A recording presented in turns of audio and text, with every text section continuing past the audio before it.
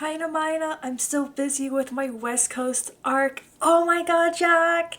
I hope it's going well for you.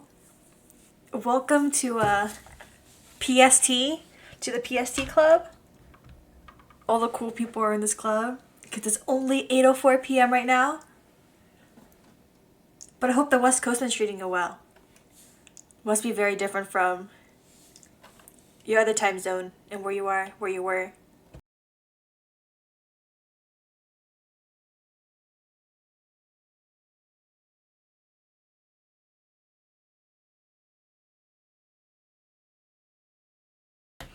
Yeah, finally at the same time as you. Yeah!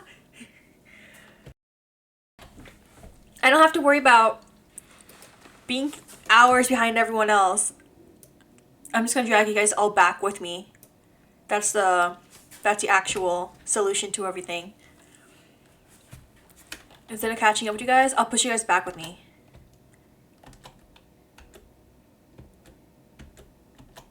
Oh, my game's like a little laggy. I think it's okay. No, it's not okay.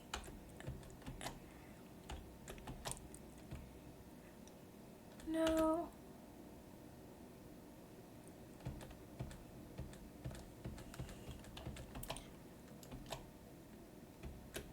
Okay, I think my game's lagging. Yeah, it is lagging for me right now. I think it'll be okay eventually. Still back to the Fruit Mountain grind to see it never stopped. Except when I'm not playing the game, but that's besides the problem.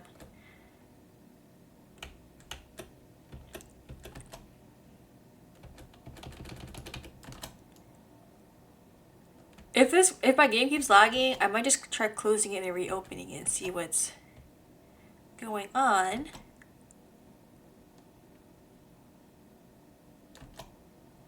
I think it's okay.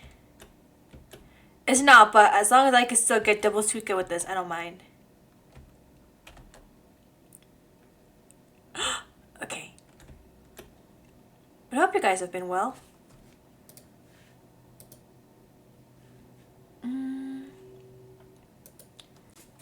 I can't tell if it's... I tried adding the new Spotify widget on. I'm pretty sure it works. Hello everyone, hi Sugarless Sweets. I hope you've been well. We're back on the Fruit Mountain and Yap session. Oh my god, speaking.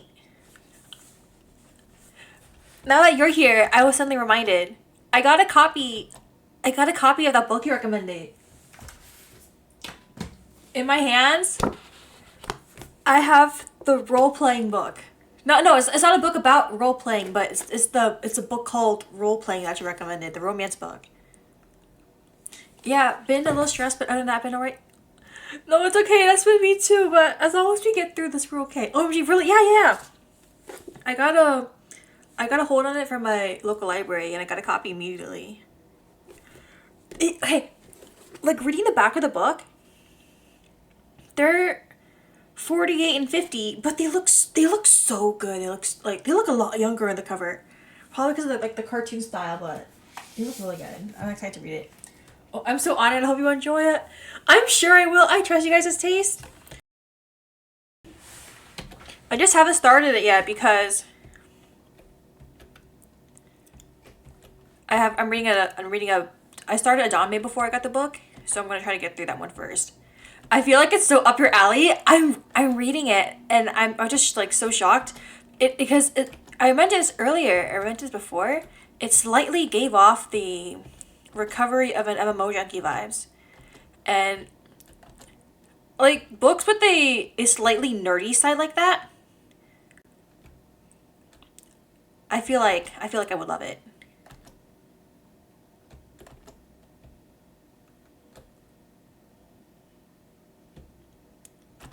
Okay, after this game, I'm gonna try closing and reopening the game because Sagi, it might be because of the widget I'm using. I don't think it would be. Yeah, but other than that, like speaking of books again, I got my. That makes you need to check out that manga I received on Hoopla. Yes, I should use Hoopla more. I haven't yet though.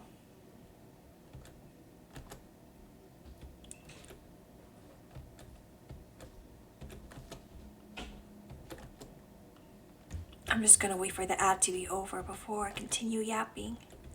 I'm so glad I got the Siri bot going.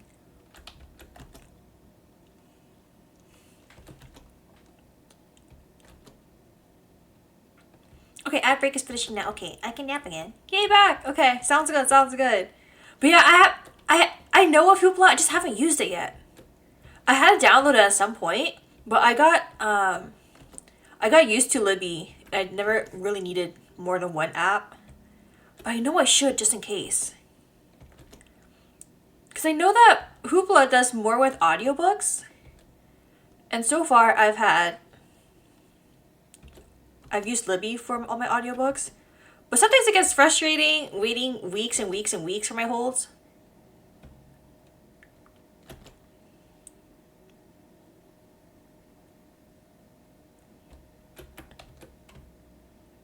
Oh my god, my lag is so bad.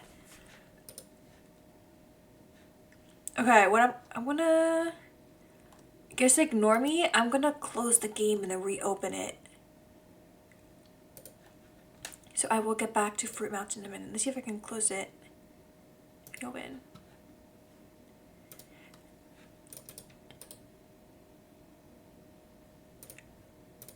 Because when I was playing the game, it like overextended. Okay. It's pretty good. I prefer Libby, but it's good because it has some titles I want to read in my library, but some of the oh, plus no wait times. Oh yeah. I really like that there's no wait times on Hoopla, but I know it gets really competitive because my local, like, I don't know about like other libraries. I know my local library has, what's it called? It's like a borrow limit. So the patrons from the library can borrow like a certain number of books, and you have to wait until right at midnight for it to refresh and for the borrow limit to refresh. So if you like sleep in. No, my game's still lagging. Okay, I should have done a test on this.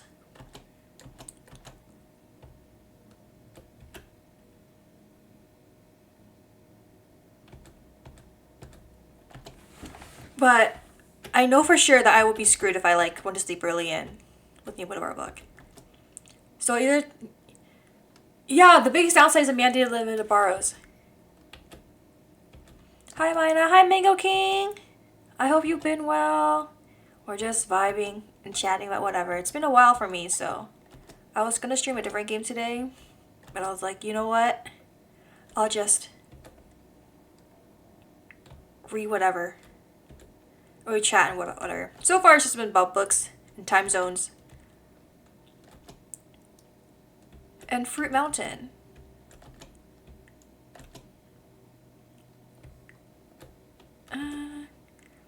Oh, what was I gonna say? Yeah, but lately I've been looking at all my year-end wrapped from the apps. You know, like Spotify and YouTube. And I just got my Goodreads one back today. 72 books. I'm so proud of myself. I am not going to beat that number next year, but at least I reached it once in my life. I haven't read that much since probably like second grade.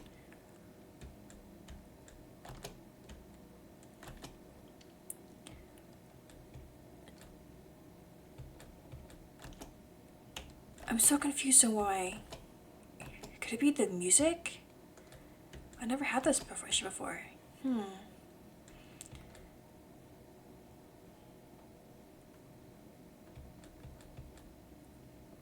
That's so much. Congrats. I read 25 books this year. Yeah, I'm just like, no, that's huge. That's at least a book every couple of weeks, right?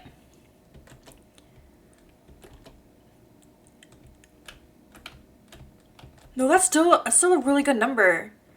I just got lucky enough to have, I call it free time. It's actually me slacking off at work.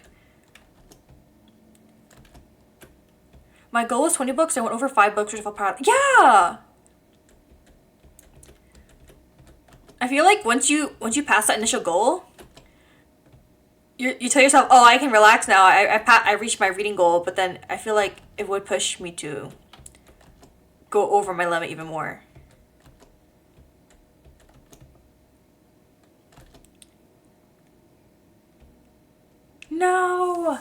Okay, I'm gonna see what happens when I turn off the music and see if that makes my game not lag anymore. Cause you guys can't see it on your end, but I would hold the button to rotate the plate. But when I do, it would overextend and I would make a lot of mistakes. So I'm sorry, Spotify.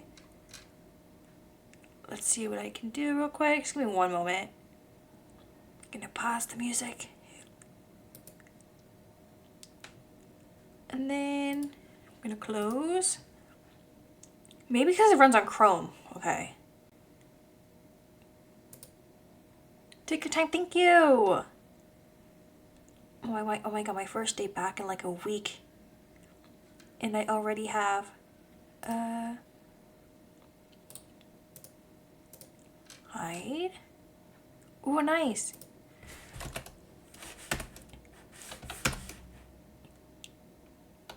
Okay, we're gonna go back to regular game BGM.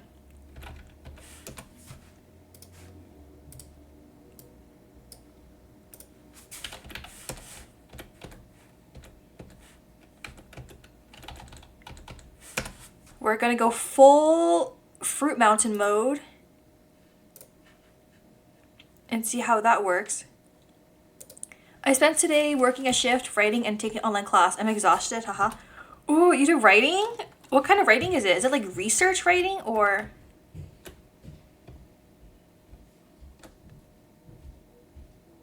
It's still lagging. I'm so confused. Oh my god, rating coming from Corey Cosmos. Hello, hello, hi, welcome. I'm just trying to configure my Fruit Mountain game, but you guys came at an awkward time, but it's okay. Hi, welcome, welcome everyone. I'm trying to fix my lagging issues on my game real quick before I start. Okay, I'm gonna close my game and reopen. You guys pretend you guys don't see anything. Hello, hello, how have you guys been? What game do you guys play? I'm very interested to hear what games you guys play because it'll give me recommendations for what I should play too. Okay, I'm gonna close my game and you guys are gonna pretend not to see anything, okay? I'm refreshing, reopening.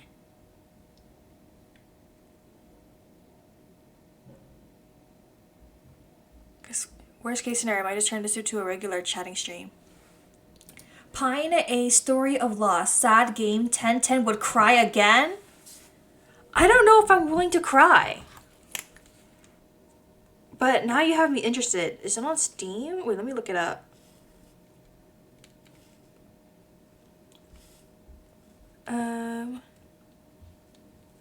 Pine, a story of loss. Oh. Story rich.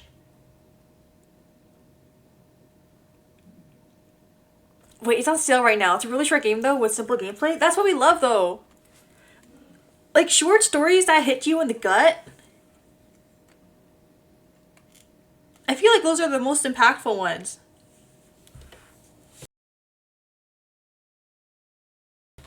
Like that reminds me of some really short manga that I've read at like 3 a.m. in the morning. And I will be bawling my eyes out. Oh, you did creative writing? Ooh, I'm kind of interested if you don't mind telling me what kind of story you're writing.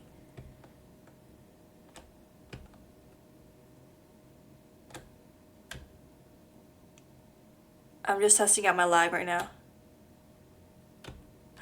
It's still not working! Okay. I'm gonna wing it. I'll play one game and I might just swap to regular chatting.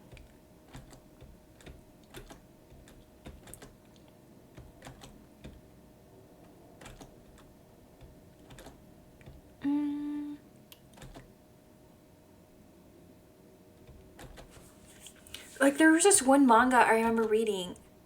I don't think it's licensed. I think it's I have the series name. I gave it like a 9.5 or a 10 out of 10. It is called Me when Mina fruit related game. Dude, I don't know why my game decided to lag today. Like you guys cannot see it on your end, but when I'm turning the board, I'll let go of my key and it will continue spinning for like another like 5 seconds like that.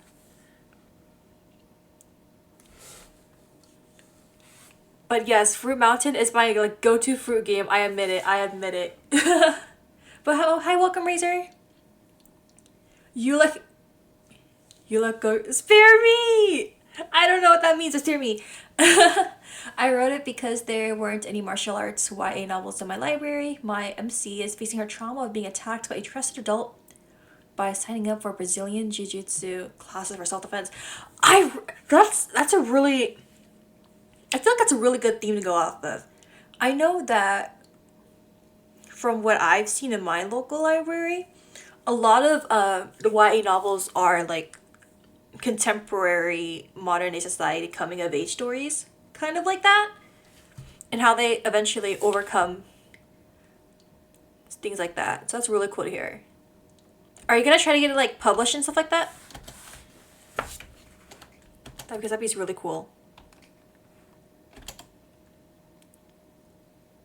I have it on Wattpad right. Oh, okay. If you ever, I'll see how readers like it. Okay. If you're ever feeling okay on sharing it, let me know. Totally not like looking over, well, like side-eyeing and trying to read. Ooh, that sounds so unique. A martial arts story is a unique angle for what? Yeah, I can't think of a novel that has martial arts in it. Like every time I think of martial arts in a stream, I always think of either something that's has other factors incorporated in it, you know, like fantasy or dystopian. Never just like modern day contemporary martial arts. Of course, I don't want to hijack your stream. It's okay. Maybe another time then. Just like if you ever feel comfortable with it. Because I know like people's writings, some of the very most vulnerable parts of them. At least that's what I've heard. Because I know some people that are trying to like write stories and get them published too. I've talked to someone before who shared their document about their book they're writing, which is like stuff on it's like a twist of magical girls. So like just in general, that's what it is. I can't think of one where it's to face your trauma. Using martial arts to further towards personal growth sounds cool. Yeah, I feel like that too. Like a lot of like the popular books, I haven't read a lot of like books on that stuff, but it still seems very unique. Stuff like I haven't heard before. I can only think of martial master Asumi manga, which we're not showing on Jump. Yeah, I feel like a lot of the stories that we know is like stuff that would be on a manga. So seeing things, you know, having that twist of being in a long form novel, it's a very cool twist. I always applaud people who can write stories. Like the creativity and the hard work that goes into it, I think I'm just more suited to be a reader. So I always applaud anyone who can take that next step and write. I agree, writing can help people understand themselves more, be introspective about yourself and about other people as well. Yeah. I feel like regardless of your intention and what you're trying to write, you will always want to you will always release something like something about yourself. Maybe it's in your writing style. It doesn't have to be specifically like a fact about yourself. Like, oh, like this writer tends to use this kind of language, or the tone of this scene relates to like how this happened in their life, stuff like that. I think that's very cool to hear.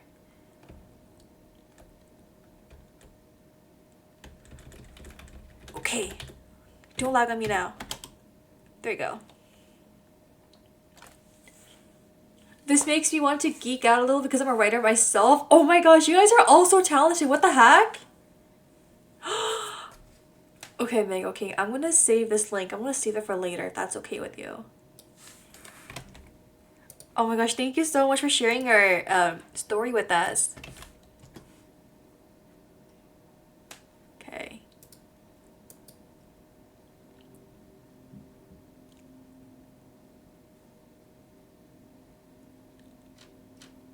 Ooh, okay.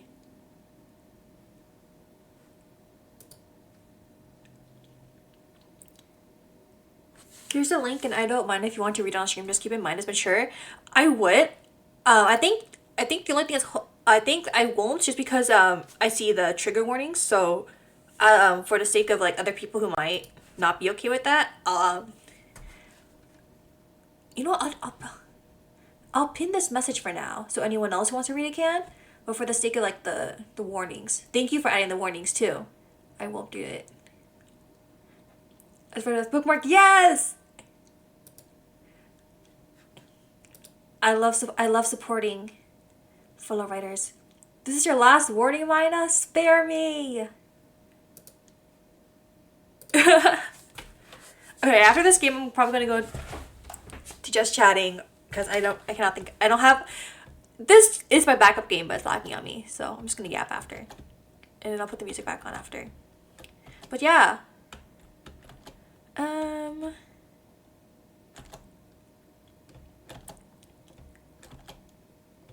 But like hearing that like multiple of you guys are like more of you guys are writing. Someday I might get to it. I'm still traumatized from writing essays in college. Plus I was never really a creative writing person. So I feel like I'm more of the type of person to read other people's stories and then resonate with them rather than write any myself.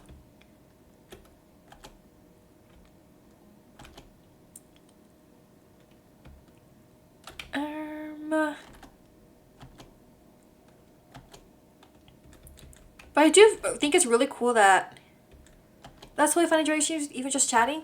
Yay! Okay. I don't think. Okay, I'm trying to think.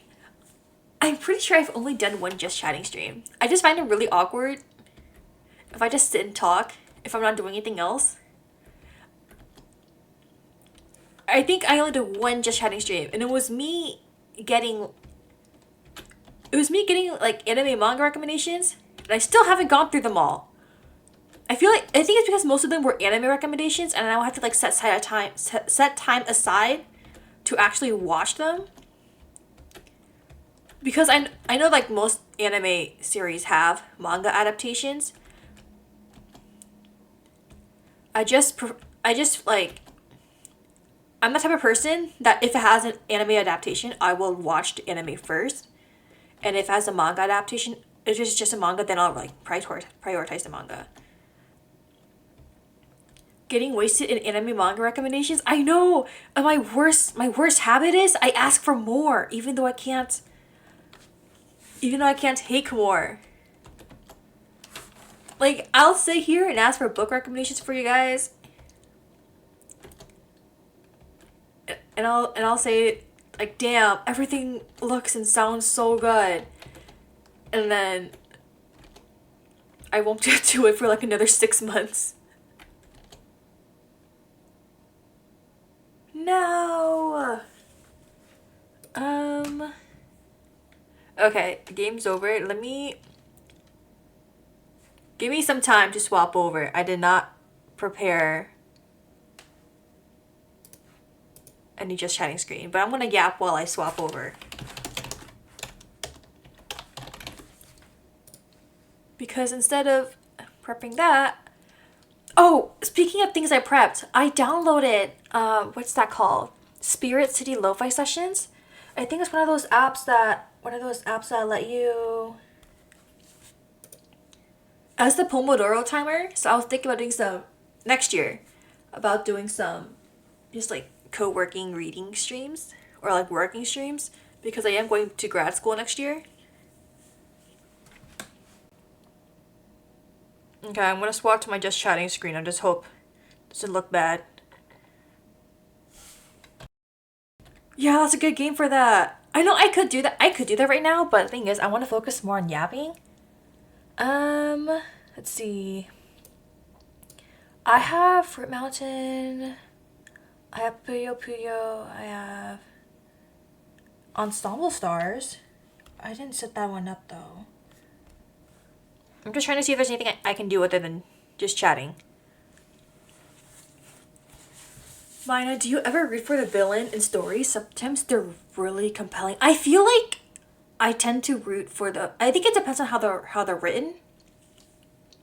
Because I feel like nowadays in a lot of series, in most series, if not all, I feel like villains tend to be more popular than heroes. I think it depends on like the backstory they're given, and their motivations for being evil.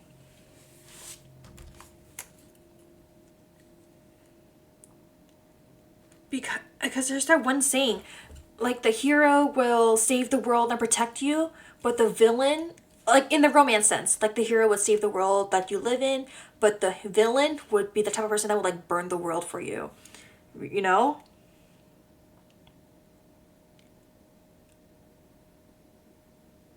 So I think it really depends on how you look at it. Unless you're ready for another quote. Oh wait, what's the quote? I'm listening. I'm listening. It depends. I enjoy when antiheroes and villains are fun to explore in a multi-layered sense.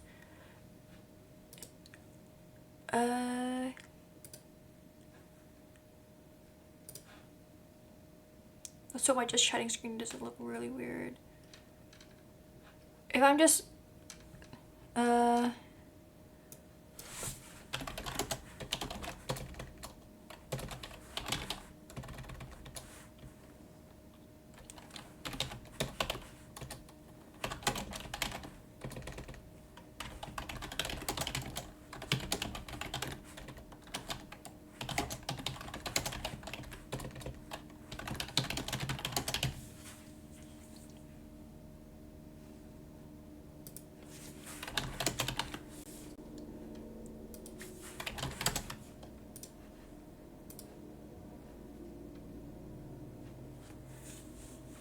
a villain says the world hurt me, I'll hurt it back.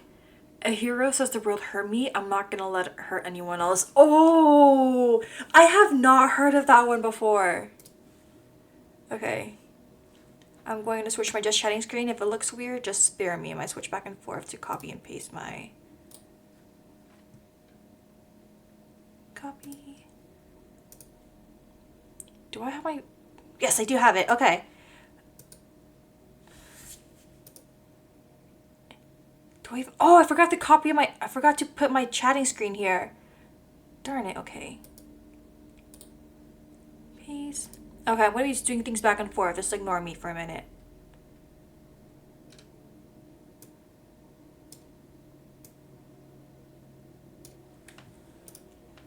It really is the way you argue with your words. Yeah, well, yeah, that is a really good quote too. That quote would pull me back. Is my work right? Yeah, that quote would pull me back into, like, hero lane. I never thought of it that way. That's a really like convincing, compelling quote. I'm moving my. Let me see if I can fix my chat box.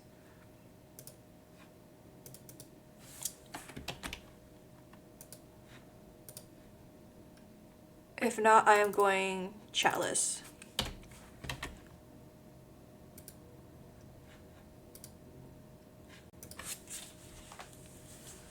Dude.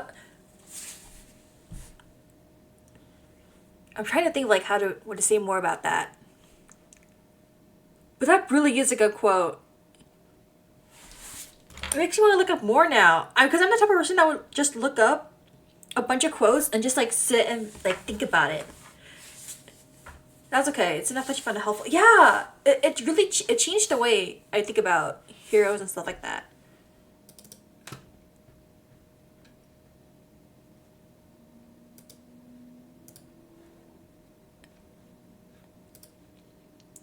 I'm just trying to figure out how to get my chat to work. I'm just going back and forth.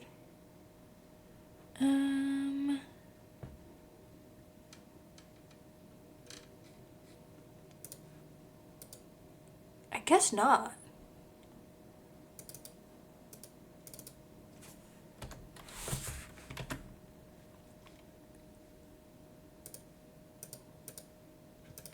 I remember hearing about a post where the OP said a villain's love can be even more interesting and even pure in a twisted way than a hero because they're not constrained with being good like a hero, so they're unlimited with how they can save or win the person they are in love with. Yes! I don't think I saw the exact same post, but I do, that's what I thought before. Because the hero can like, they can love and cherish, but I feel like they're limited in the way they can do things. You know, things like the law, things like morals, things, you know, like thinking about other people feel or what their job is as the hero. Unlike a villain who says screw all that, you know, I like, who cares about the world? Who cares about the world when they've let, you know, my significant other down, right? Yeah, like, screw the world, screw everyone. I don't care what it takes, I don't care what I'll do. All I care about is my partner. Oh, that's so sweet. I feel like if you had I feel like if there was a debate, you know, with heroes and villains, I feel like both perspectives and both trains of thought would work really well. And that's true. Spider-Man is often written that way. For example, MJ has a segment where she knows that Peter will die fighting for good, and it breaks the relationship because she doesn't want to be at his funeral. Peter becomes sullen, knowing that his power is a burden and he never asked for it. But then he thinks about his Uncle Ben. He can't give up. He must take responsibility. Oh. Okay, that's a really good explanation for someone like me who doesn't know anything about like Spider-Man or superheroes. So it's kind of cool learning about the characters that like everyone's falling for.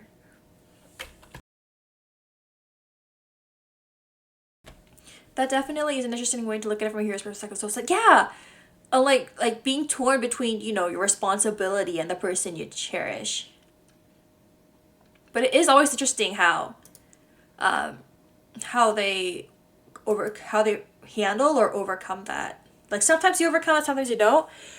I feel like there's a good mix of media and shows where, you know, the hero has to like isn't able to overcome that and is like forced to take responsibility for like their hero actions.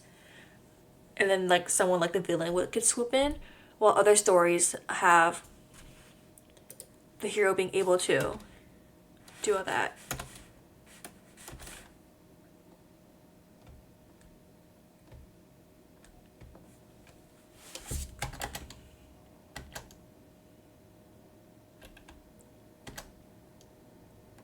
Sorry if you guys hear my space bar. I'm just testing out to see if the game works. Why does it suddenly work now that...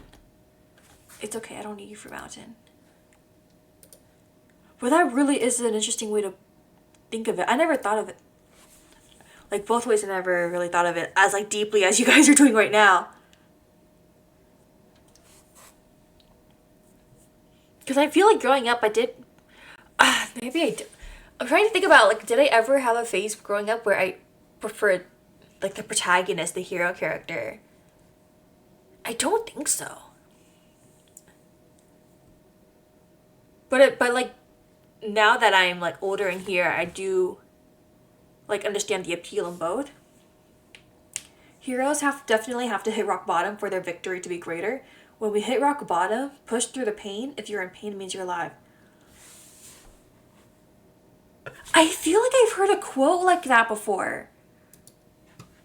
I can't remember where it was though.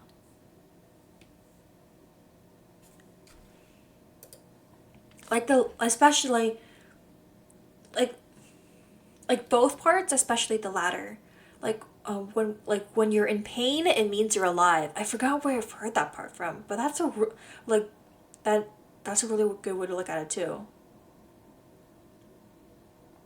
Don't cry to quit, cry to keep going. If you're in pain, get a reward out of it. Oh, that's the quote. Okay.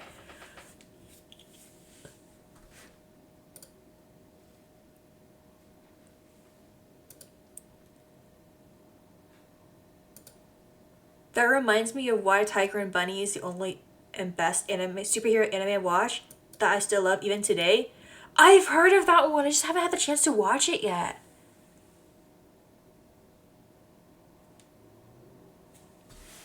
I love that show. I just think the ending. Okay. Is it, despite the ending, is it still worth?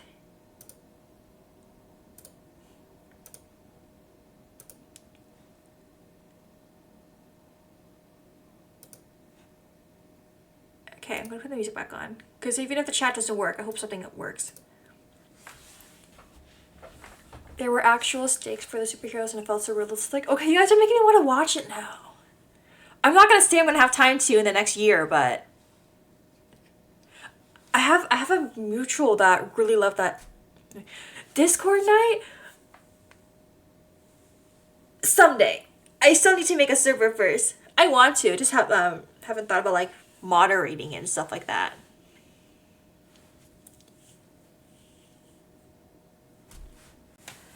Okay, you guys win. Hearing you guys talking about it, it's making me want to look it up.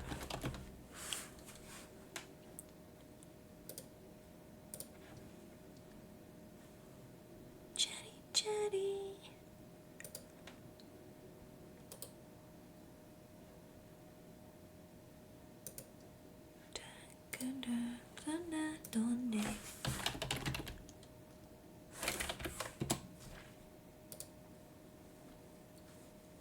Oh, there's 2 seasons of it? Okay, I'm looking at it on my Annie list right now.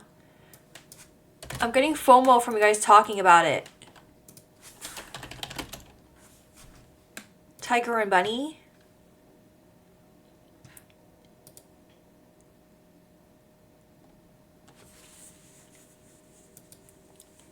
Stern-built city is home to people called Next. Is it this one who use their special abilities to protect the people as superheroes? These heroes solve cases and save lives so they can wear sponsor logos or acquire hero points. Their activities are documented on the popular program Hero TV, which picks the king of heroes in a yearly ranking. The veteran hero Wild Tiger has always preferred to work alone, but now he's been assigned the rookie Barnaby Brooks Jr., who has a different perspective of being a superhero. Maina, do you ever find the side characters more interesting than the main? I tend to prefer side characters more than main characters. Like, my favorite characters tend to be side characters. I don't know why. Like, if you asked me who my favorite Haikyuu character was, it'd be Shigawara. So, I don't know. Ripomo, I know, I'm getting it. Hi, Naman, how are you doing? Hi, Chef Taku. I hope you've been well.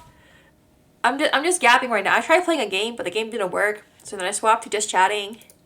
And then now the chat screen here doesn't work because I haven't streamed any just chatting streams in like over a year.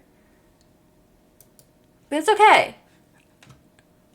I'm just talking. I'm winging it. We're gonna get there eventually.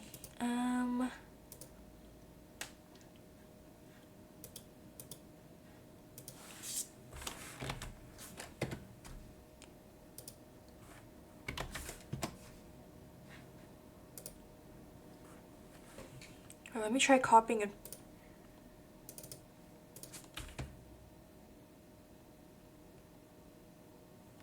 Honestly, I honestly find the side characters are going to be more interesting because their developed arc is finished already. The main character can't be completely mature, otherwise there wouldn't be a story. But we love a teacher figure or a pretty ally. Yeah! Oh, see, that's a good way to look at it. Okay, I'm going to go back to my gaming screen for a moment. I'm going to copy and paste my chatting.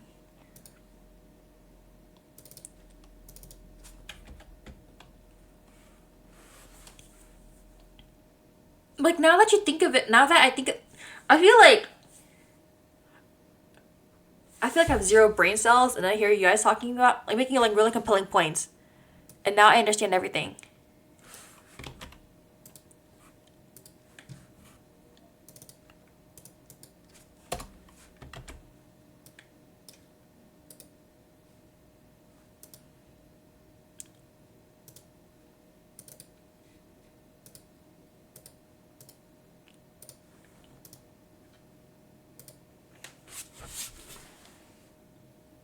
I'm still considering my gingerbread body when Bob Mina yaps. I thought you were looking like a gingerbread house, and I was gonna be like, yeah, share some, but then I read the word body, and I was like, wait, never mind. Unless the main character is Kino from Kino Journey. What's Kino Journey, if you mind me asking? Always exceptions true, yeah. But I do think you're right about side characters having their arc. I fixed my chat! Let's go! Okay, I'm good. Life is good again.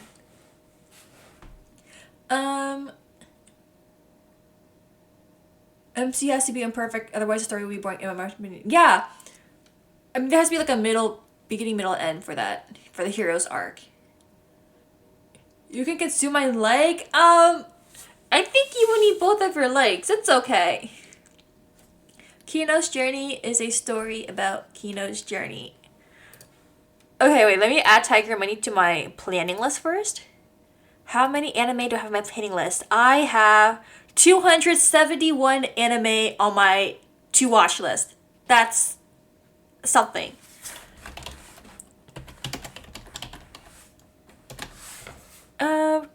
Kino's Journey. Okay, 2003 anime. Based on a hit light novel series. Journey of self-discovery and universal truth. Existential adventures of the apt marksman Kino, along with talking motorcycle Hermes. And they learn much about themselves in the process. Imaginative, thought-provoking, and sometimes disturbing. It's documented in an episodic style with an emphasis on atmosphere rather than action or plot. When I read that, I was like, oh my god, is this like an Inuyashiki? Like one of those like comforting series? And then I saw word tragedy in the text. I was like, oh, okay. OMG, spare me. A wee little 200, not to worry at all. Spare me. Mononoke movie series is good too. You mentioned that one before. I think you mentioned that one last time. That's so much anime. I know. I think I only watched 2 anime this year. And I haven't finished either, so.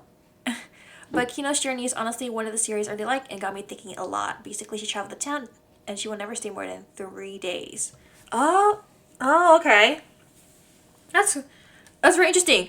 I'm reading a manga about like a traveling, like not a witch, but a traveling person with a coffin on their back. They go like town to town. They don't stay long too. Because his principle is 3 days is enough to learn about a country, but not long enough to get attached. And every country has their own special. But 3 days to learn everything about the country?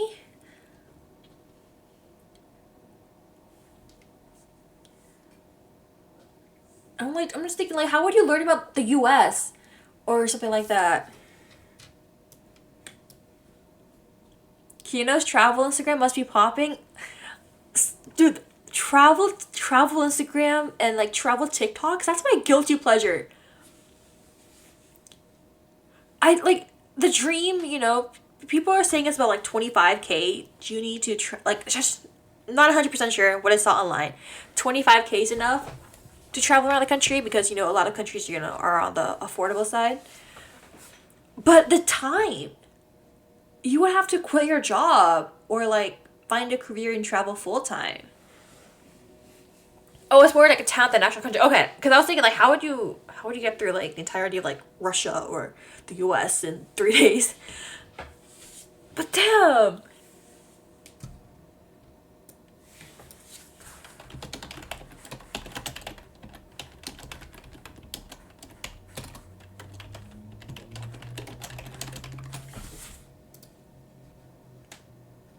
Okay, I'm gonna do it. Okay, I'm gonna add Kino's Journey to my watch list. Now it's 272. What's on my watch list? What's on my plan list? So I completed almost 200 anime, and then I have twice as many OMs. That's so sad. I am never getting through that all. Okay, what about my manga list? So my manga, I'm currently reading 102. I completed 217, and I have 66 paused and 67 dropped. Oh my god. Wait, that's the total number. So I have either finished or am watching 269 anime, and I have finished reading or am currently reading 450 manga.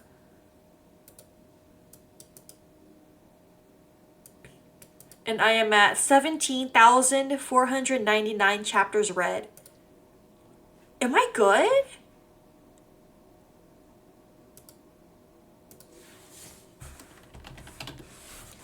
I was planning on making like a TikTok or a video detailing what I've read this year. I was gonna get like a Twitter thread with what I've read this year too. I think that's too long.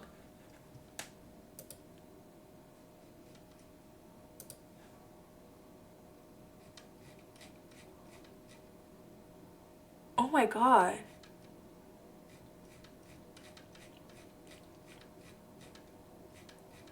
I'm just scrolling through my list right now.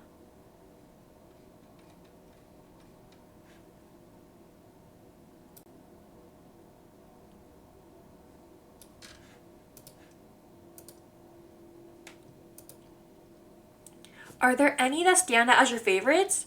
I would let me go through my ratings. Sort by I have a lot that I rated pretty high. So I'm gonna look through it right now. I would love to hear your thoughts in the video some more for sure. I really want to. It's just that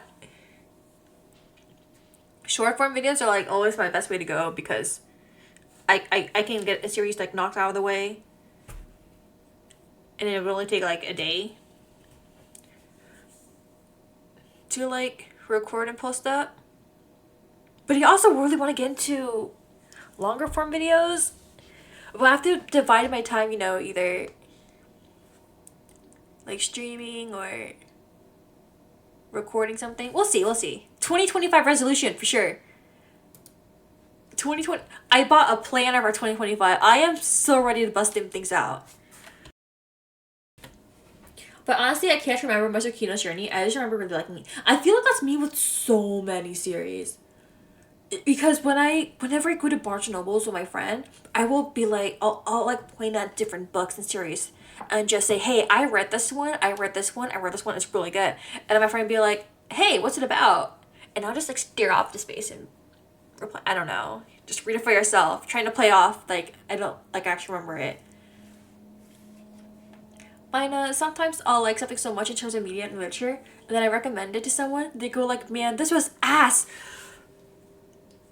No, because on my personal indie list, I'm like friends and mutuals with my IRL friends on indie list. And I'll recommend them so like some series, some manga I really like. I recommended one of my friends, Uramichi Onisan. Because I personally love Uramichi Onisan, like when they're hot too, it's funny in my opinion. At least, you know. And then I see later they rated the series a 7 and dropped it.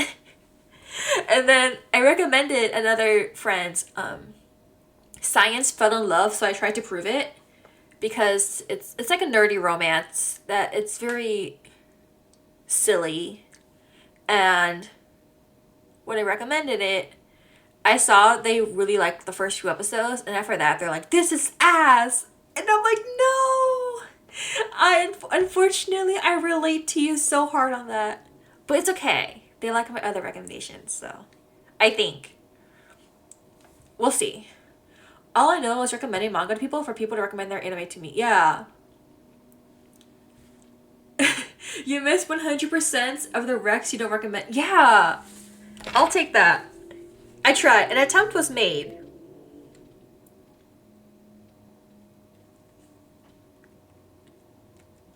So if you guys have any recommendations. No guarantees, but oh my god, also I posted my Goodreads end of the year list on Twitter. And I never thought of it until now. But I was like, oh my god, what if I made a VTuber Goodreads account? So I made one at work today.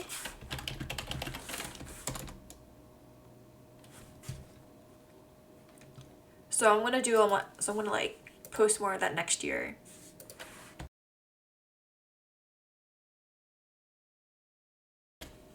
You should. I did. I got you guys.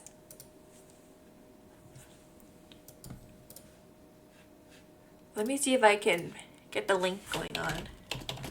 I don't know if you guys have Goodreads accounts.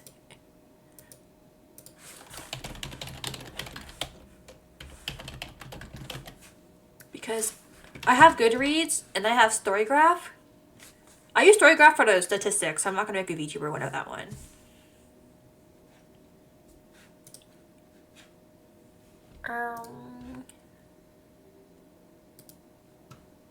You have a Goodreads? Okay. You guys have them too? Okay, I'm gonna paste a link right here.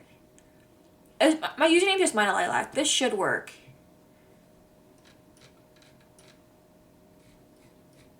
Does it? Does it? I'm gonna pin myself promo. Okay, there you go. We can be friends on there. If Twitter falls apart, add me on my other social media. That's my Goodreads. I use both Goodreads and Storygraph. They have their perks. Yeah, I use Storygraph for the statistics.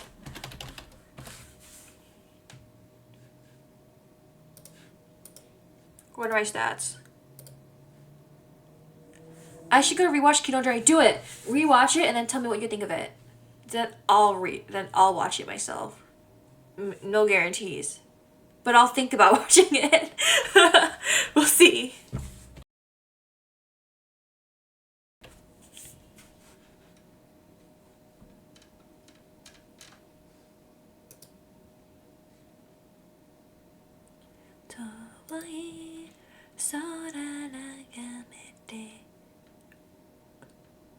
Wait. Okay, I'm looking through my Storygraph statistics right now. Wait, I mean, I actually do love it. I just don't remember the details in it. I feel like that's the case for anything.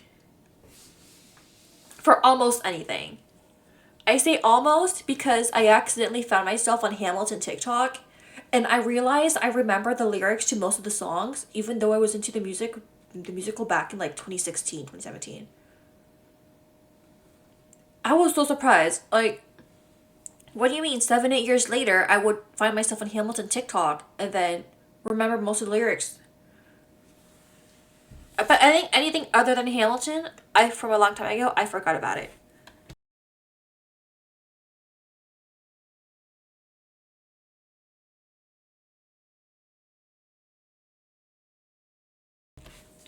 Because a lot to the country, they have rules that make it why it sounds like a good thing for the country, and you see why there's two sides to everything.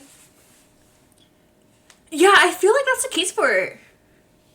Like, every good can be bad too, or vice versa, something like that. Yeah, I mainly see things like that in history books. Right? Because you have, if there's a war, there's one side's perspective, there's the other side's perspective, and there's like the middle ground of what happened. And that's what makes Kino's journey really interesting. Okay, because the summary said that they learned a lot about each other from their journey. So I can see how by visiting those countries, they learn more about themselves along the way. I feel like that's for most journeys, that doesn't have to be a physical journey, but keep like a developmental, mental journey as well. Which is the case for a lot of coming of age stories.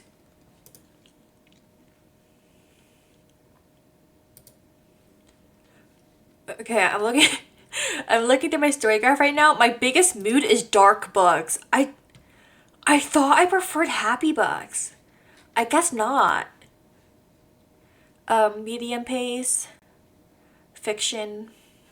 It's fiction at 3/4, not fiction at 1/4. Mina, do you think you could write a book? No. I thought about it. Like, wow, it would be so cool to be, someone who does content creation also published a book. I have zero thoughts. Not necessarily doing it yourself, but could you like write a biography with the help of someone? Like if I were to write a biography on a random historical figure, let's say who's like George Washington with a document, I might be able to. I might. Just because I do have a background in something like that. Not specifically in biography writing, but I do have a background as in I majored in history in college. Autobiography. Oh. I feel like I feel like a lot of people probably, or if I just think about my life, I feel like I probably could. Oh, like it would just have to. I just don't know like what part of my life it would be. I feel like I lived a very NPC, villager A kind of life. But if I could like turn that into a lesson I learned about myself, I feel like I could.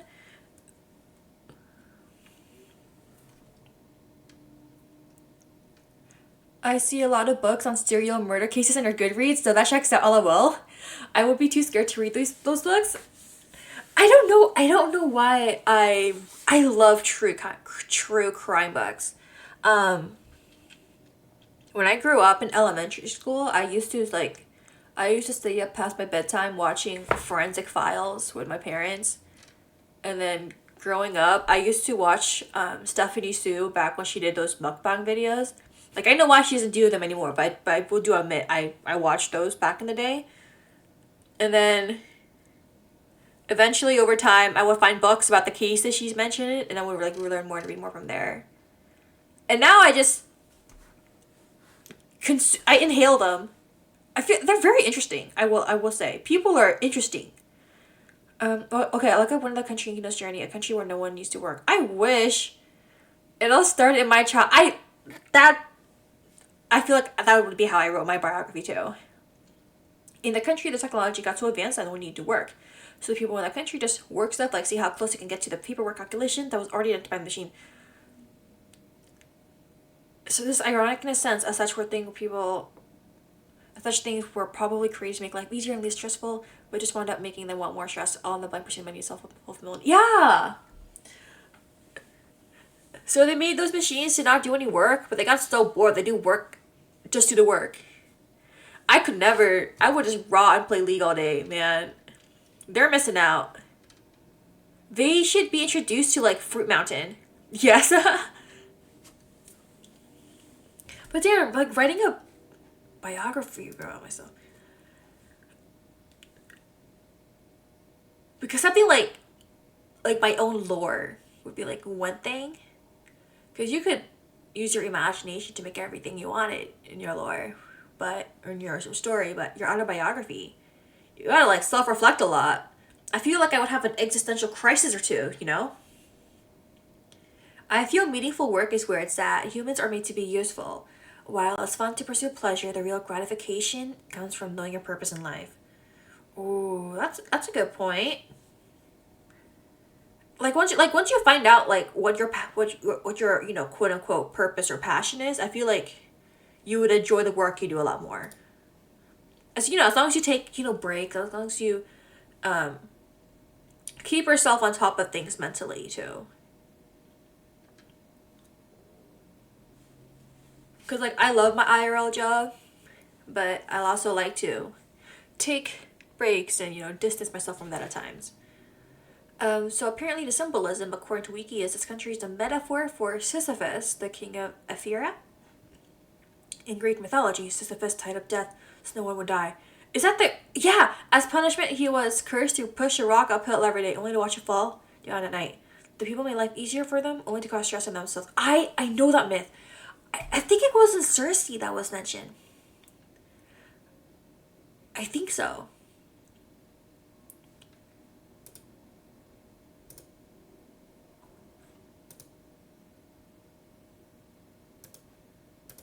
When you know your purpose in life, work is just a means to an end. Everything that serves your goals helps you, and everything that doesn't is just a distraction. Yeah,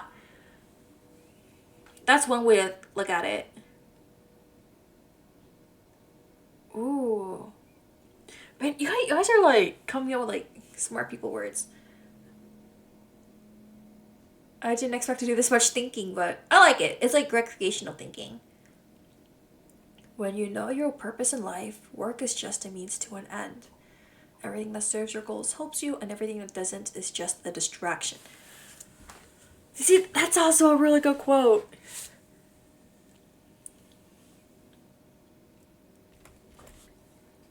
But yeah. But yeah, Kino's journey is basically lots of. Okay, that's very like interesting to know. I don't think you necessarily need to be useful as a human, but have something that you dream and or strive towards that can help you learn about yourself and be able to connect with others in turn. Yeah, I really like that point too.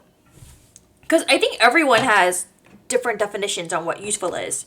You know, some people view useful as, you know, stuff that are strictly, you know, like STEM or doctor and stuff like that. But I feel like other industries or other paths in life can be just as useful to yourself, purposeful to yourself. And that when you're happy, when you I'm trying to think about what to say.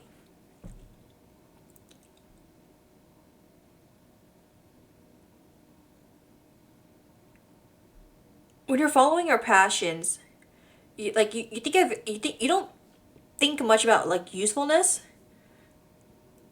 I feel like sometimes you think too much about usefulness, it becomes kind of depressing in a way. Yeah, exactly. If we only base our worth on usefulness, that can unfortunately make you lose a sense of yourself.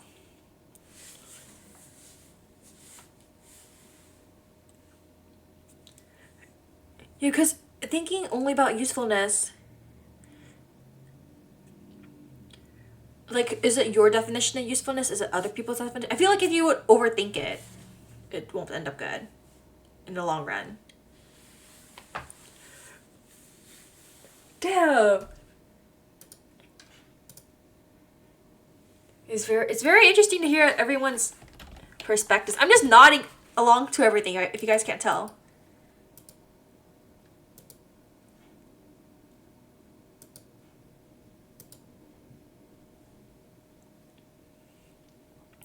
And a guy don't stop. Oh my god, speaking of things. Oh, my definition of usefulness is if I can make Maina happy.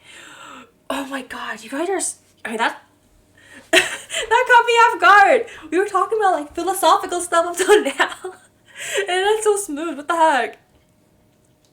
Okay, actually, I'm gonna be right back. I I got a planner in the mail. And I want to grab it and I see I'm gonna like doodle on it while we're yapping. Cause I just thought of that. Okay, I'll be right back.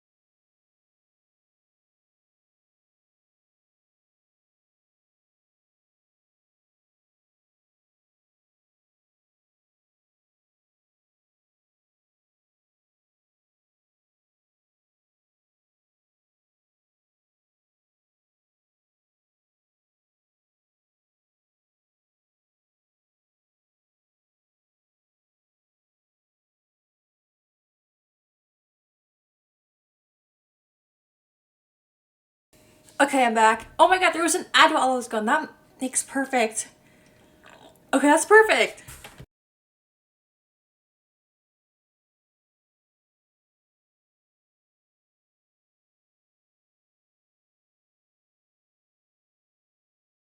Welcome back, thank you. Hey, how goes stream? High quality mistakes. I'm doing well, thank you, thank you. I'm just yapping because I couldn't get my game to work, but we're just talking about like books and anime manga and like philosophical things right now. Like, I did not expect to use my brain this much after work. Welcome back, thank you, Kari. Rip Game Balat. I've heard of that game. I haven't seen any gameplay, so I don't know what it's like though. I've seen a lot of streamers play that game though. It looks very interesting. Oh yeah, I saw your post. Congrats on your book reading goal. Thank you, thank you. I'm just glad I was able to get so much reading. Next year, my goal, convert some of that reading time to streaming time. But other than that, I'm pretty happy. It's pretty fun actually. Okay, I'll take note of that. I don't know anything about that game. But gacha gamers are still salty. Gacha games lost to it. Oh! Was it the Game Awards? I don't know anything about the Game Awards. I just know that some games I played were mentioned on there. But oh my god. Okay, I can't show them right now because I don't have like the camera on. But I might post a picture of it later. I went to Barnes & Nobles yesterday and I got some books. But Balatos the Game Awards. Wait, I'm curious now. What? Let me go through the Game Awards Twitter. Baby, without you, don't understand all tonight. I don't wanna do. The Game Awards. Okay, they posted the results. I would prefer almost anything that wins over a gacha game. Gacha game would be like, how the heck a card game won a gacha went over the gacha game. Oh. Isn't it all fan voted? Or am I thinking of like a different awards? Wait. Infinity Nikki has Jessie J singing in it? Oh my god. I've been playing a lot of Infinity Nikki, but I can't play it on stream because my PC would lag to infinity and beyond.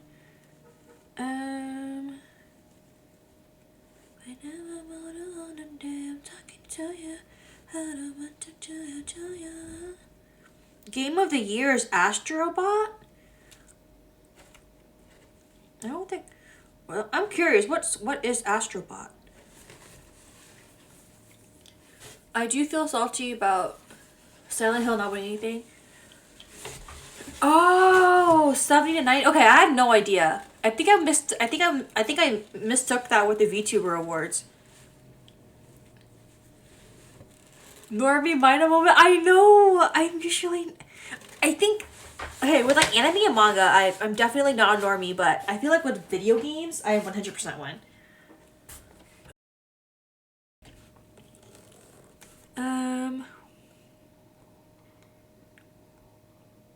Astrobot. I'm looking up that game right now.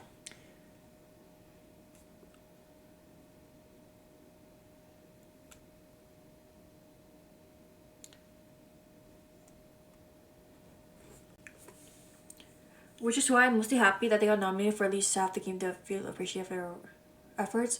Because Kurogans have been doing a really good job. Oh, okay, that's really good to hear. Astrobot. Platform video game. It looks cute. Oh, PlayStation 5. Never mind. I can't. Okay. And like ZZZ, which is mostly catering to the horny gacha gamer. That's one way to put it. Yeah, I casually play that one. I play it more to cosplay the a hot girl, so I understand. That comment was was a call out to me.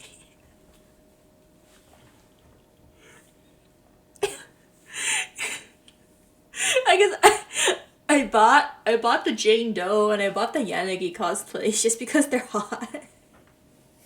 I can't even lie. I actually really like how they look. Spare me. I'll get 2 other gacha games eventually. I got back into Love and Deep Space, so that's one. Oh, that fell away. I went to an anime event recently. Oh my god, speaking of Love and Deep Space. No, it's so bad. I went most of this year, most of 2024, not spending a single dollar on gacha. Right? I deleted Love and Deep Space game for like I played Love and Deep Space for like a month after release, from release onwards, and then I like quit the game until the Bunny Boy gacha. Not the one, the Cat Boy gacha, okay? The Cat Boys got to me. And when I got back into Love and Deep Space, I was running out of time and I had 0 pull. So I wailed. I got 2 Catboy cards, so I don't care.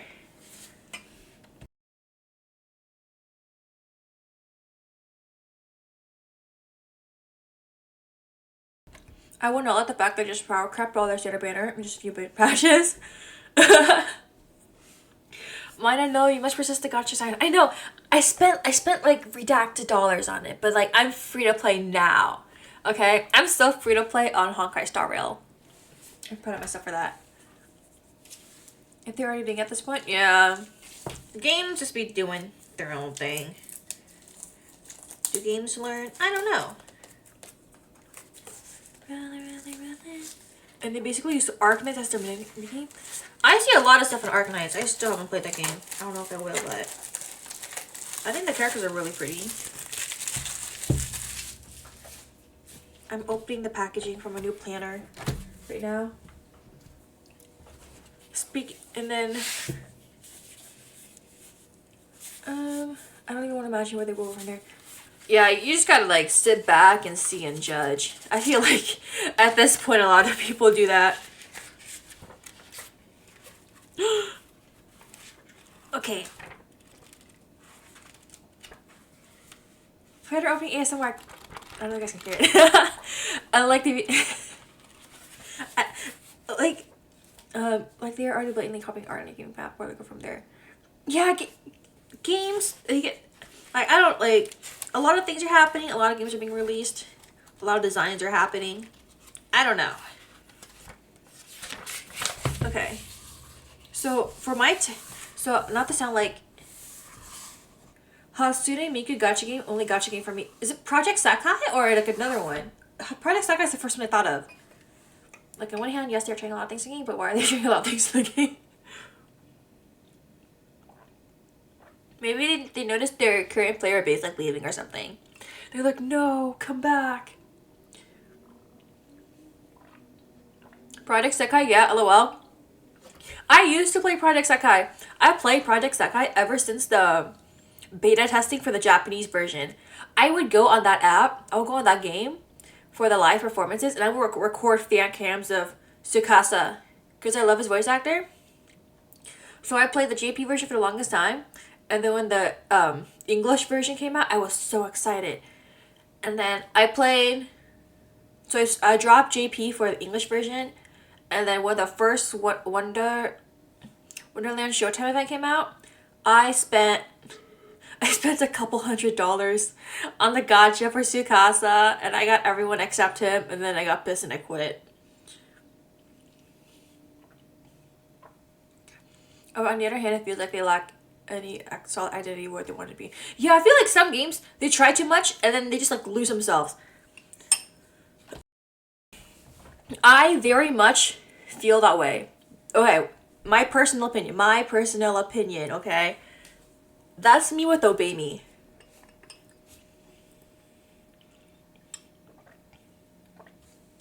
Project Sakai will be one of the exceptions, but I am biased as an old Vocaloid. I do not play it anymore, but the story is not interesting for that game. Yeah. I remember really liking... I only paid attention to the Wonderhoy story, but I like that one. That's the Project Sekai experience. Yeah. I got salty and then left, and then I would like occasionally re-download it if I saw like a really good gacha card. I know Kaito has some really good cards, so I re-downloaded it, but then I tried to be free to play and I didn't get the cards and I quit. I re-downloaded it for the anniversary event going on, but then I quit that one again too. But yeah, as I said earlier, when a game loses their identity, I feel like that's very much me with Obey Me. If you guys don't know Obey Me, it's that one gacha game with the hot 7 demon brothers based off the 7 Deadly Sins. That game was so popular.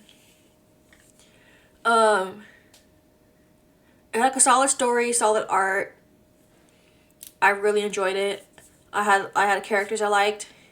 Anime Expo. There was a fan signing autograph session for the first 75 fans that showed up in line. On that day, I heard over 300 fans showed up. Like, it was that popular. But over time, I felt like the game just... Like, as a longtime player of the game, I just felt like things, like, were changing. And then the company admitted that they would drop the main game and make a new rhythm game. So a lot of like longtime fans, including myself, because I spent some money on Obey Me, more than I like to admit.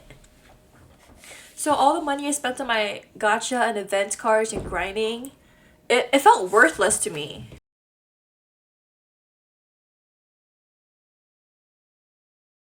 Yeah, sad to hear that about Obey Me. Yeah. And so when the new Obey Me rhythm game came out, I played that game I got up to level 4 and then stopped. And then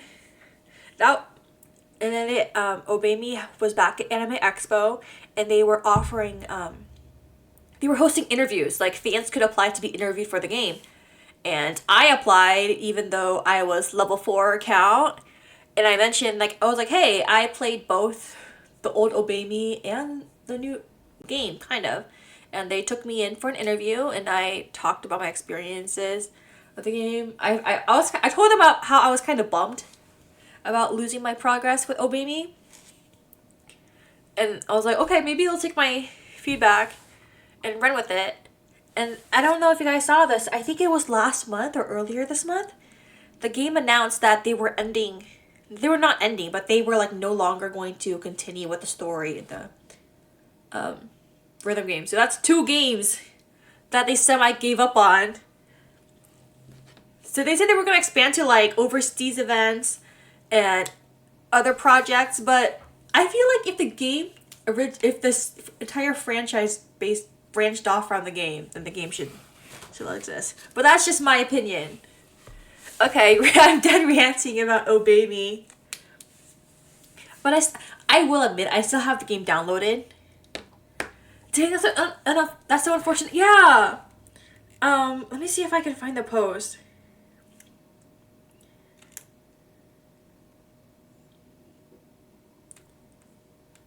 Bro, that would kill my morale if I was a fan. Yeah, I was like, it was a 2-hit KO. And right now they're doing this month-long event saying, hey, thank you for the They're doing everything this last month. I think at the end of the month, they're like not updating anymore. So it's like a month-long event. They're doing like, they doubled the gacha rates. They're giving free stuff every day. I'm still kind of crushed. Let me see if I can find the letter post. And it was crazy because Obey Me was one of the most popular Western gacha otome-like games.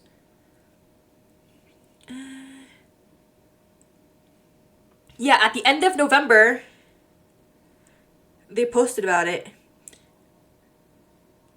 As Obey Me celebrates its 5th anniversary, we have had to make the difficult decision to make December be our final new content for the apps. In addition to events, it'll also bring the close to the story.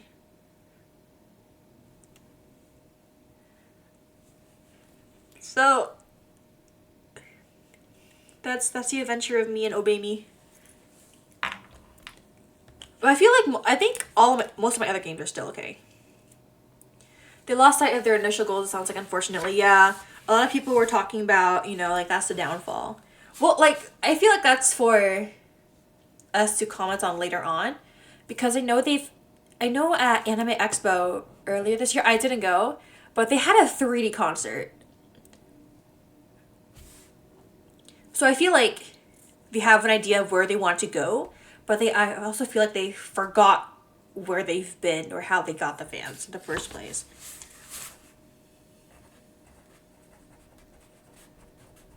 But that's just my personal opinion. I'm still a otome gacha gamer at heart. So what do I know about anything?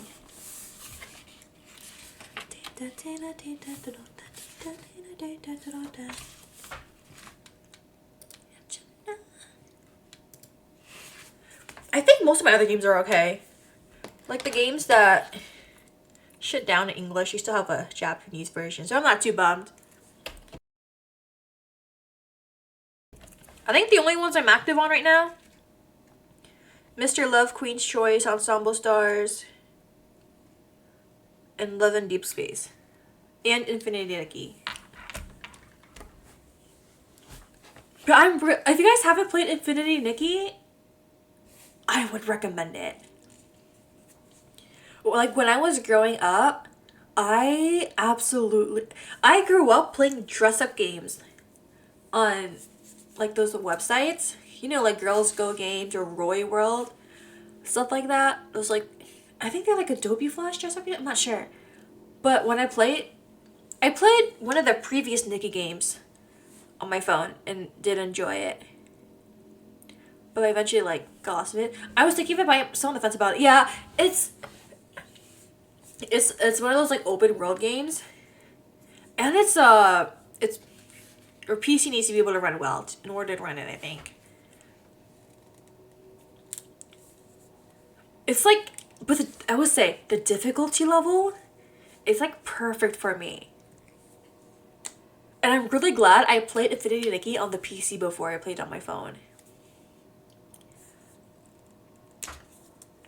Because when I played Genshin, I played it on my phone for like a year. And then I was like, hey, what if I played it on my PC? And then I, like, downloaded it on my PC. And I'm just like, I don't know how to move. I don't know how to do anything. I loved playing dress-up games as a kid. I'm getting my fix for that in Dress to Impress currently. I feel like I would love Dress to Impress. I just don't know anything about Roblox. I never had a Roblox face growing up. So I don't know anything about that game. Like, my family members play it. I just never got into it myself. I don't know why. I feel like when I was, like, younger, I would play other games, but not Roblox. And then now that I'm older, I watch too many, like, YouTube documentaries about the people on Roblox. Of course, not everyone on Roblox, but, like, just from what I've allegedly seen, on YouTube, from what they've allegedly said, there were some weirdos on that game. I had a super old account. I still remember my password, so I was like, sure, let's try this out, and it was so much fun. Okay. Maybe I'll learn to play Roblox just to play Dress to Impress. I feel like a lot of people do that.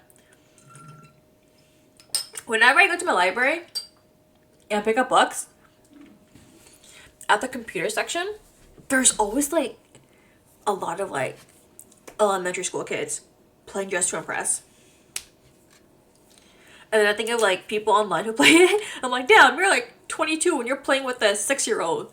You don't know you're playing against a 6-year-old online. The internet's a crazy place. Okay. I'm attempting to write in my planner. I'm nervous, though.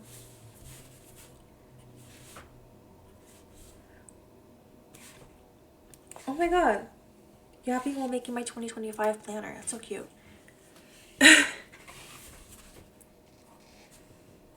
Yeah, every time I hear people talking about Dress to Impress or other games you played when they were younger, I feel like I missed out. I mean, I played stuff like Neopets when I was younger. And Wizard 101. Just not Roblox specifically, I don't know why. No, it's real. It's so crazy because I recently re-downloaded Wizard 101 to play. There were weird spam accounts that were asking me to sell my old rare clothing items in the base game, in my mailbox on the game. So I was like, why did this make me laugh and make me feel so old? No! It's okay. It may be an old account, but you have all the stuff that's worth. Give me your Neopets plushies? Wait, can I still log on? Is Neopets still running? Hold on. Wait, let me go my...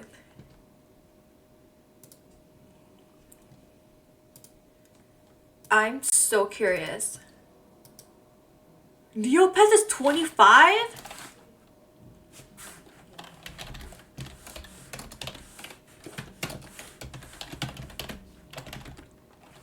I don't remember my password when I was little. No, login failed. Okay. It was so long.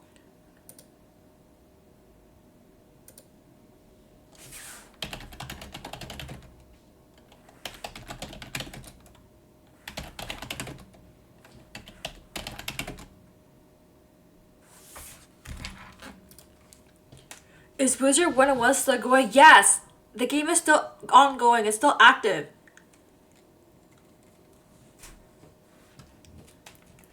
And I know, because I played it last month.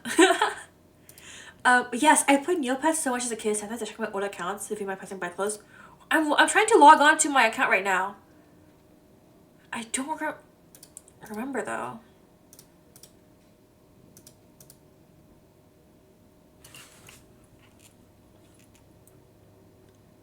I don't remember my old login info, so this could be... I could accidentally be making a new account.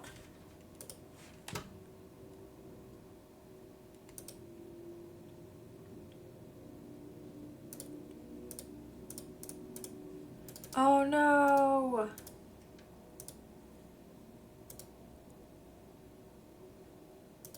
I don't remember my Neopets username. I think I lost my account for good. Man. Unless...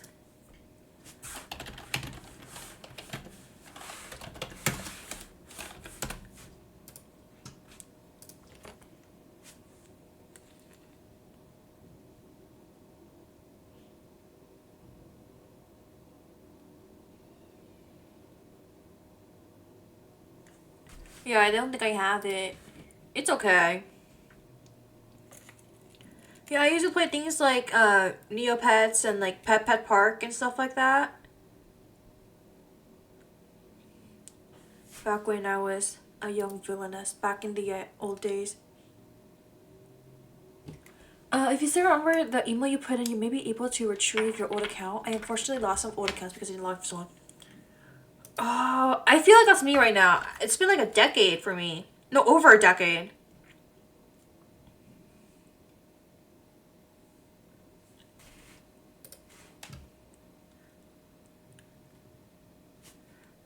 I don't even think like...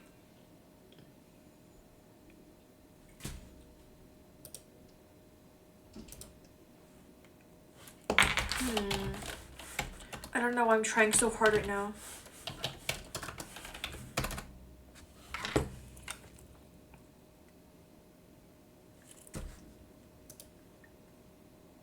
No, my verification emails aren't going through. Thank you for the hydrate.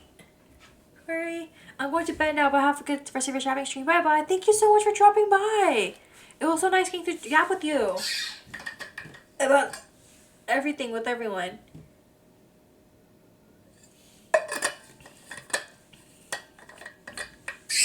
Oh my god, my Hydro Flask stickers are peeling off. I need to redecorate it.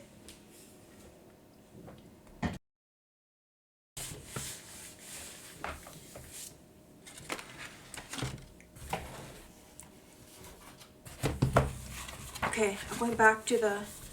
I'm still sad about my Neopets, but it's okay.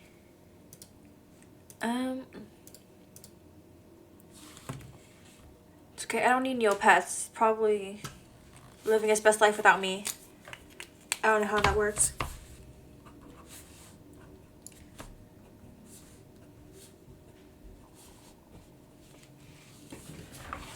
Yeah, so I'm decorating my planner right now. I didn't even intend to get a planner. What was it? I was going on TikTok for like the funs and sillies, and I was trying to look for Christmas gifts for my friends. And one of my friends loves stationery, so I looked up stationery on TikTok, and the first thing I see is this one planner, and I'm like, oh, that's a cool planner. And then look at the price; it's $60.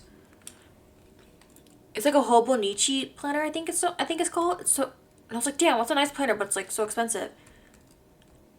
And then I'm going back on TikTok. TikTok does this thing where you look for one video and then you get like 10 bajillion videos similar to that one on your For You page. So I ended up seeing that planner so much on my timeline that right after seeing those, I looked up planner dupes. So I bought like a $10 one off Amazon. 64 a planner is ridiculous. Yeah. I think it's called the Hobonichi. Yeah, Hobonichi planner. Oh, it's not. Oh, no, wait. Oh, it depends. So they range from. Do they range from like 30 to 60? I'm trying to. Okay. Okay, so it's actually 30. Oh, it depends. So somewhere 37 to 45. Oh my gosh. No, there's just one that was the $60 one. It's called a 365. So it's a planner. One page is for one day of the year. So one day has like January 1st. The next page has January 2nd. And each page is divided into thirds. So the top third will be July 1st, 2025. The second third will be July 1, 2026. And the next third is January. Not January. It's just January. January 1, 2027. So we read like a little excerpt about your day, how you're feeling, and you're able to look back when you're able to look back 1 year ago on that day or 2 years ago on that day. I feel like I would have the biggest existential crisis. Just like looking like back on how I felt like, damn, 2 years ago I was such a loser. I think about myself like that from like yesterday. I don't know. 20.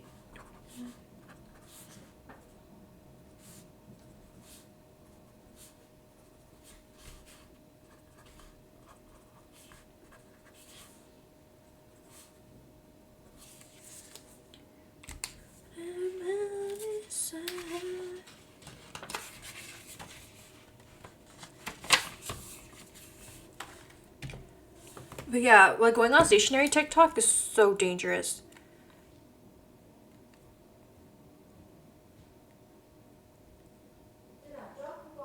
Just because of my wallet.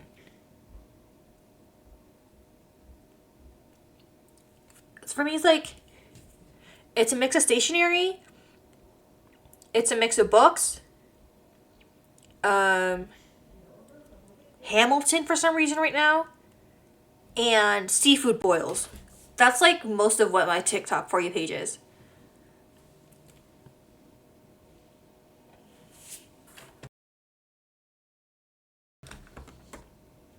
Ham?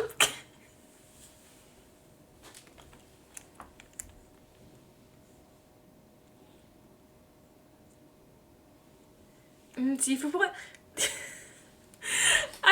I got hungry one night. I was looking up. I think I was looking up seafood bowls because I was like so hungry, like 2 a.m. And now I keep getting it all over my For You page, which makes it even worse. Cause like now I'm gonna like be craving it. It's so expensive too. Like I've had crawfish this year. I've had shrimp this year, you know. But not the crab legs. And then every time I get a lot of people who do mukbangs in their car. Like, yeah, they'll have a tray in front of them of the food, but like, why are you wearing a plain white t-shirt with like heavy, like saucy foods? Yo, hello, Esther. I was originally gonna play for Mountain, but here I am. Yapping instead. I hope you've been well. I hope you and your musical projects have been well. In a Milky Way.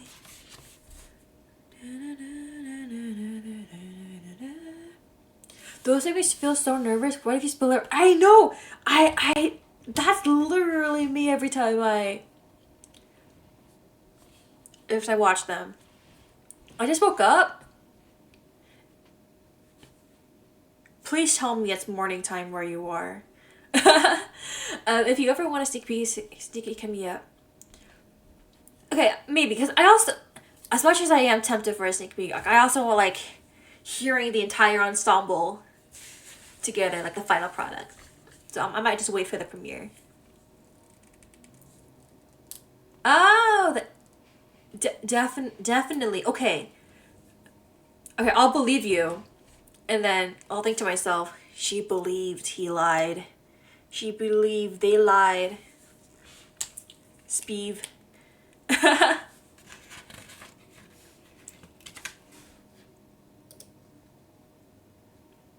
Not gonna lie, you could probably tell me that, and I would believe you.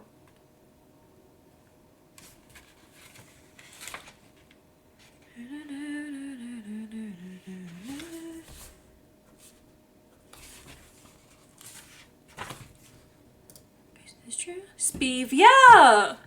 I love that phrase. It's so silly. Looking for ya.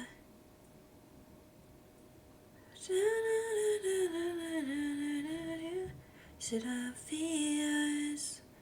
Cause just some love is all I need.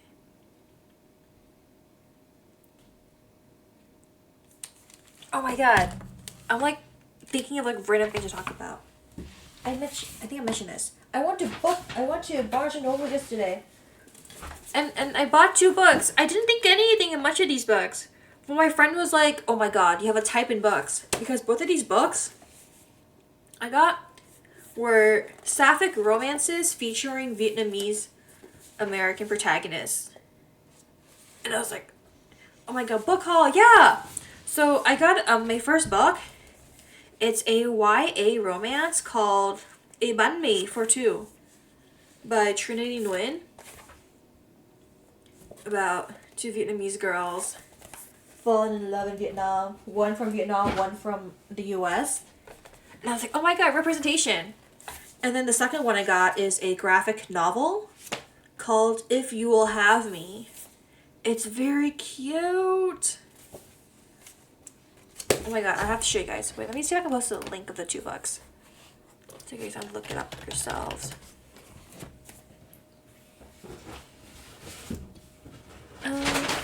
Oh, oops, my book fell over. A Ban Me for Two. It's like one of those things, like... I forgot Siri bought this dad jokes. I accidentally drank a bottle of Invisible Ink. Have you seen that? Alright, that was a good one. Both books sound so cute. I know!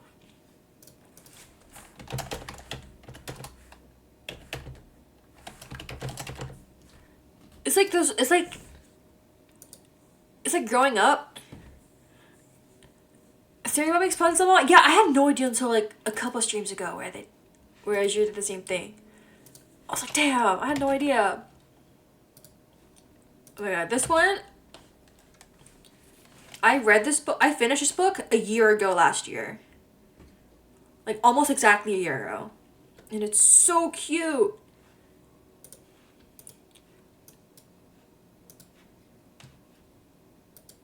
It's so like, I don't know. I just want to like squish the air and feel happy emotions when I read it. But when I read this one, and especially when I read it before too, like not only did the book hit close to home, it was like a baseball that shot through my window and knocked me in the back of my head over. Like it hit that close. Like literally hit on me. Like, what do you mean? There's a book that's about a Vietnamese American girl. You know, that like visits Vietnam at around the same age. And like learns about my family. I was like, wait, is this book about me? The only difference is I never found the love of my life there. But very good books. I recommend them. But Me for Two is only like 220 pages. And then other books. Like I got another book for myself. I ordered it last month, but it came home like last week or something like that. I got a signed copy of the Poppy War Special Edition by R.F. Kuang. I'm too scared to, I'm too scared to reread it, but it's very nice to have. Like the art. I think I saw a post about If You'll Have Me, the art sounds so nice. Yes, it is. There was a Twitter thread on If You'll Have Me. I think it contains about, I think, a chapter or a scene of the book where like the two characters initially meet, and it's so cute. I could just talk about that book all day. Very cute GL.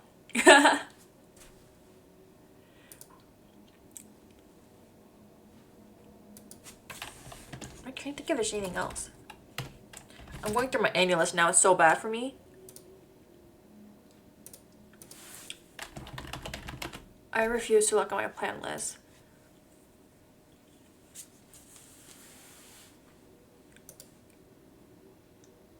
Yeah, I'm trying to get more into Western graphic novels. And I think it's just stuff in general by specifically Vietnamese authors. I would love to read more of those.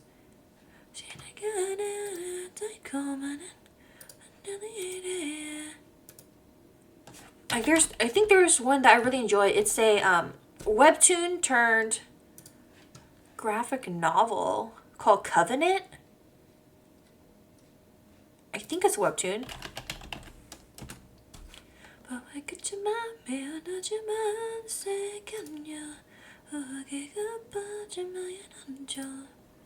Coven. Yeah, it's on webtoon. It's by Exploded Kid.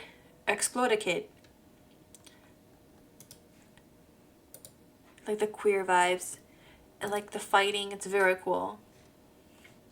I'm forcing myself to read books in physical form, so I won't accidentally pull an all-nighter binging them. Because I'm also currently reading Omniscient Reader's Viewpoint, and I know that one has like a bajillion chapters out, but I feel like I will pull 3 all-nighters to catch up on it. And I have work the next morning, so I can't do that. Like, I tell myself I read a lot right now, but it's a lot worse back when I was in college. Because when I was in college, I only took afternoon or evening classes, so I could stay up.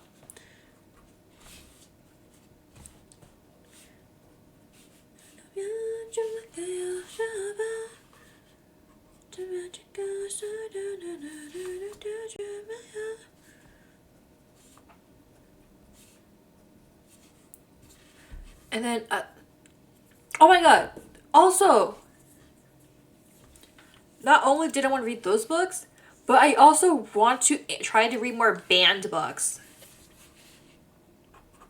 Or like challenged books. 19, 19, 20, 21.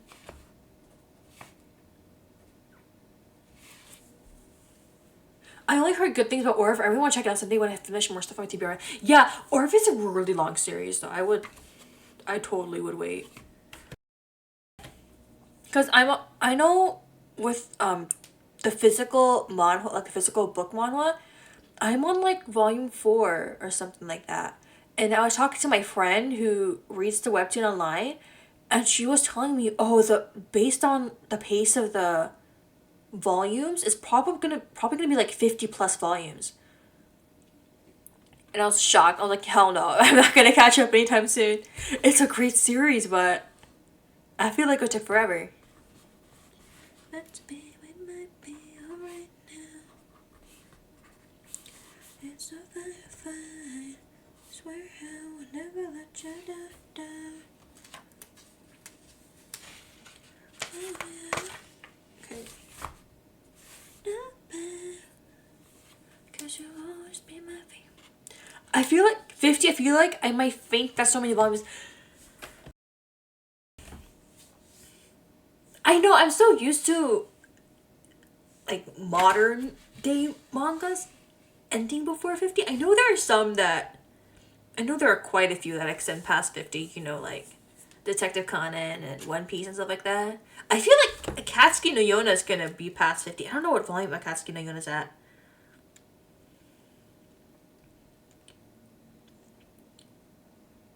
Oh, it's at 44. Yeah, I would not be surprised if Akatsuki no Yona, deservedly, of course, extended past volume 50. I mean, the books are pretty thin though, like the Orph ones, but they're like very pretty in the color and stuff like that. So I don't mind. They didn't feel thick to me when I read it.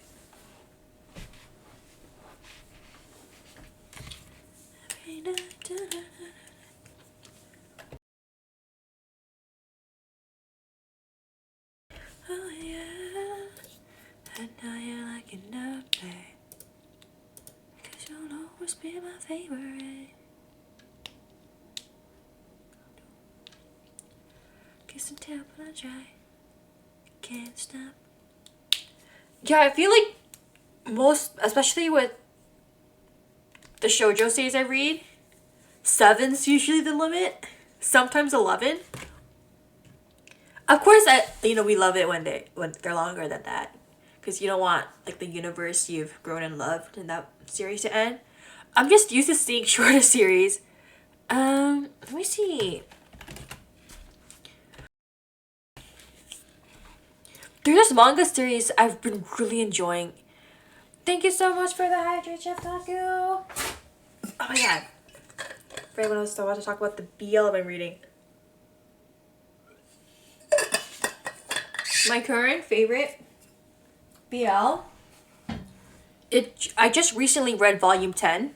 So it's getting longer. I'm so happy. It's called Crossplay Love. So how I would describe Crossplay Love? Oh, BL, yes! I've been reading a good amount of BL, like Dame and Manga. The way I would describe Crossplay Love is Yuri Yaoi.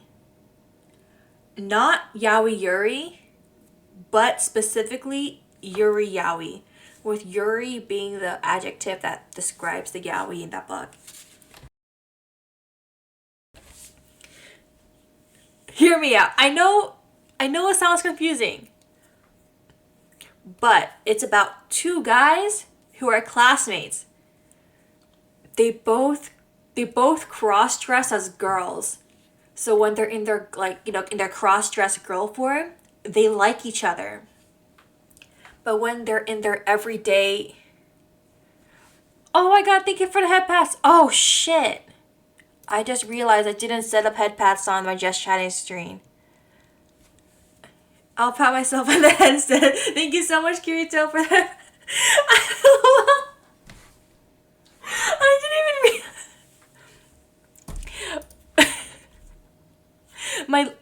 the last time I did a just chatting stream, it was in like January. Oh shit. Cotton 4K.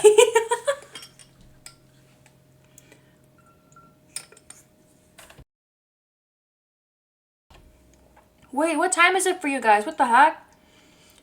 I don't know why I really enjoy cross-dressing elements in BL. I love cross-dressing in BL.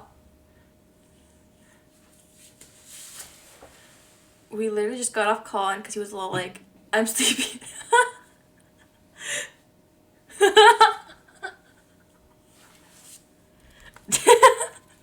No, that's so funny how you guys both ended up here with that.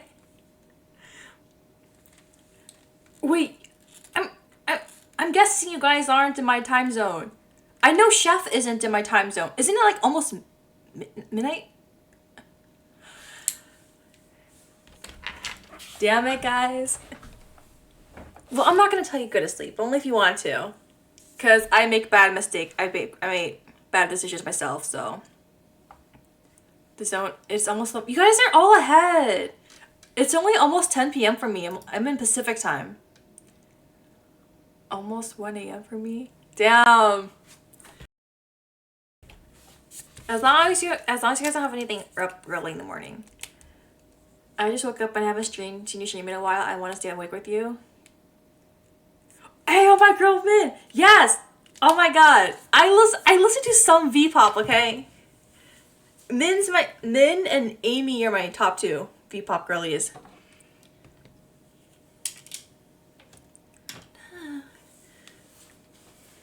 Min don't miss. Yes. Oh my god. If you guys don't listen to Min, you guys should. Cafe slaps to this day. I have Cafe on my playlist. Hold on. After the song, I'll try to remember and play it. I've been into Ren Evans too. I don't think I have any of their songs. Hold on. I have Santung, but that's it. Something. Okay, I'm gonna see them. Oh, you like? Okay. Do you have any specific song recommendations? I'm taking a picture right now. Wait, I'll just take a screenshot. I'm dumb.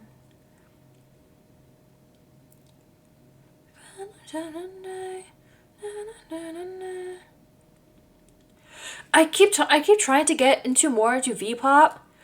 I will say I'm not the biggest fan of V-rap in particular, but I am trying to get into it. Okay. I'm screenshotting the recommendations. Thank you.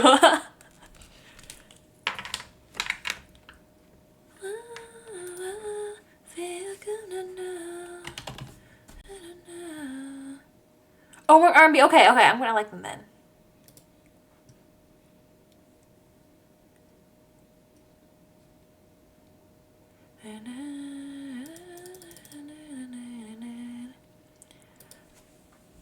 Okay, I screenshotted. Thank you. What was I talking about before? I forgot. Hi, Maina. Hi, welcome, Tabs. I hope you've been well. I'm just yapping right now. Oh, how are you? I'm good, thank you. I hope you're well too. We're just talking about like V-pop and the songs. Bruh, I never listened to V artists. I only listen to country music. Oh my god, you are missing out. You are so missing out. But I also don't know any country music, so I'm missing out too. I'm okay at my work and my break. Just pop in to say hi. Oh my gosh. I hope you have a good break at work. I hope you have like a very chill break before you go back. Vic Yo is kind of rap for him, but it's pretty good. Sorry to distract. Last thing I heard was BL. It's okay. Min, I will drop anything and talk about her too. She's beautiful. She's amazing. Get back in VC. I'm about to throw some culture at you, man. Do it. Gotta get his reactions to everything too. Do it for the fellow V-pop lovers. No, I'm ahead to it actually. What? Okay. I have another Min song. Where's Cafe?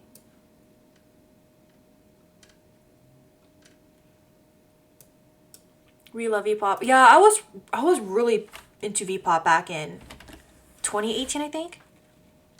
Ah, here it is, Cafe.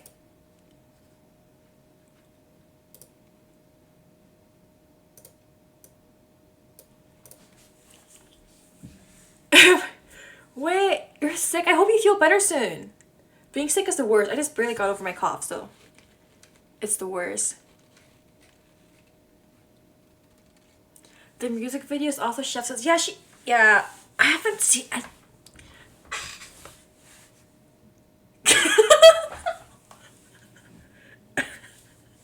I'm gonna sit back.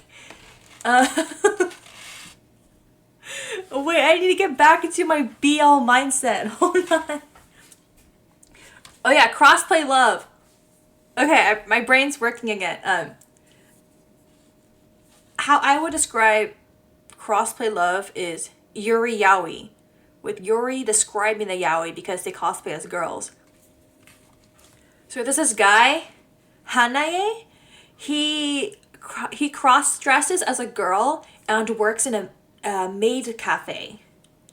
And one day, his classmate walks by the maid cafe and sees Hanae, who goes by Hannah, as his girl name, because sounds more like feminine. So his classmate Shumei, he walks by the maid cafe and he sees the most beautiful girl, and he falls in love. And he's like, "Wait, I want to go in and say hi to her, but I'm a guy, and if I go in, they might look at me weird because I'm a guy walking in alone to a maid cafe." So he does the most reasonable thing, and that is cross-dressing as a girl and going to the cafe as a girl. So Shumei goes as Mei, and so when Mei goes into the cafe, Hannah falls in love. That's crazy. I know, right? And so Mei becomes a regular at the cafe. You know, they're always like talking and like getting to know each other, and they try to hang out outside of work. But they're classmates. They go to the same school and the same grade, and they know each other. But the thing is, they don't like each other at school. In their everyday guy selves, they don't like each other. Because Hanage, he hates delinquents. He's like, they're always so rowdy and violent and, you know, crazy. And Shumei's a delinquent. And then Shumei's like, I don't like introverted, like, nerds. They're such losers. Like, why are they just, like, by themselves like that? And Hanage isn't, like, a nerd. So... Oh my god, that sounds like a hot mess. It's been 10 plus volumes and they still haven't figured each other's identities out. If you guys are familiar with Miraculous Ladybug in the Love Square, it's a little bit like that.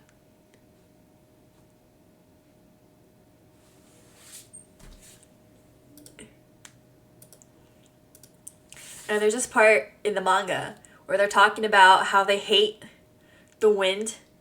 They hate windy days because, you know, their hair might get a little hectic. And so when the wind comes, they hold their hands on their head in case their wigs fly away.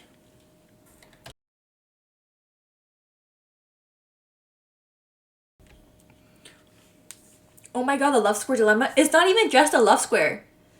It's love triangles involving other characters as well. Because other characters will think they look hot as a girl and fall in love with them. Like there's a side character that has a phobia of women. Like if a girl touches them, they'll panic. And so when that side character meets Hanae dressing up as Hannah, he falls in love because he's like, I don't know why, but when I'm with you, I feel like I can be myself. And I love you like that. But he doesn't realize that's just his friend cross-dressing. That sounds like me. Girl! Gas scrub touching? Look, maybe take some notes from that manga. Find a cross-dressing guy instead.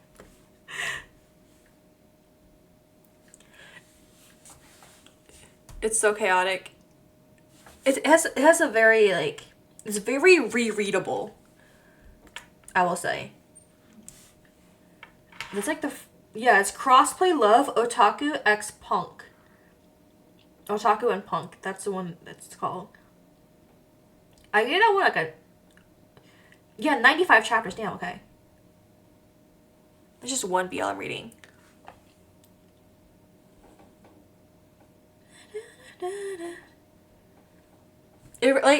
One reason I liked it, I used to be really into Miraculous Ladybug. I drifted from it. I kind of got annoyed that they still never found each other's identities. But I look back to that era with fond memories.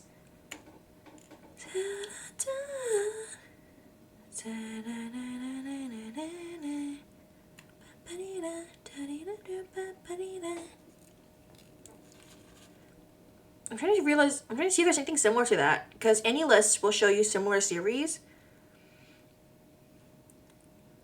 Oh my gosh! I've also read more than... Oh my gosh.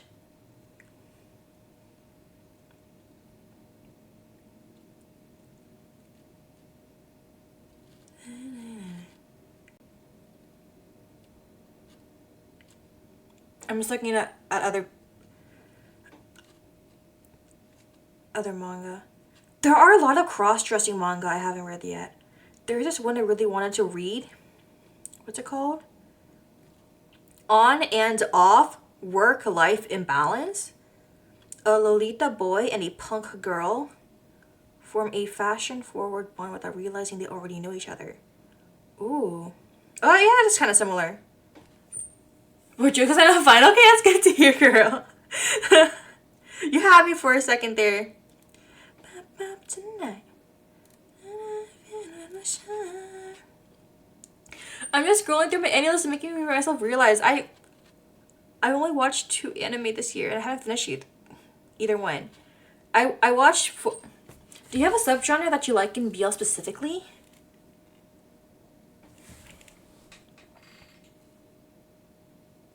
I'm trying to think of a genre.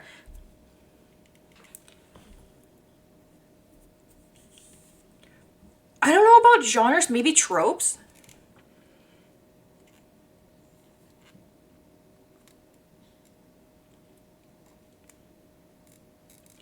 I'm trying to figure out a normal way to describe what I've been. I've seen a lot of... I wouldn't say I read a lot of these, but I will say I see a lot of posts about this trope on Twitter. And I just put on my screen and go, yep, that's right. I see a lot of posts for BLs.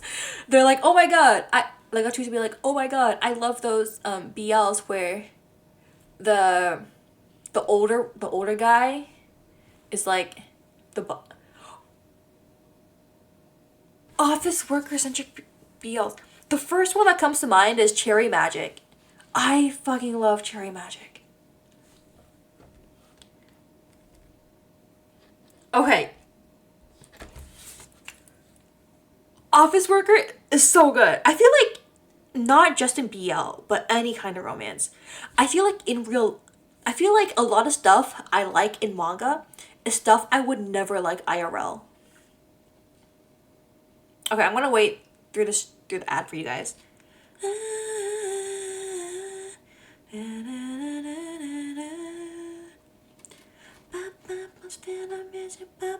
That's right.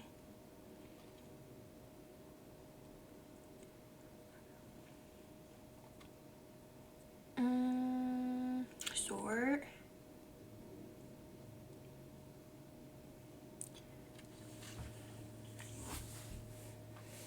Cherry Magic. Cherry Magic is a fave of mine. It is one of mine too. I'm trying to look at the other salaryman one. Not exactly a salaryman one. It's more of a isekai.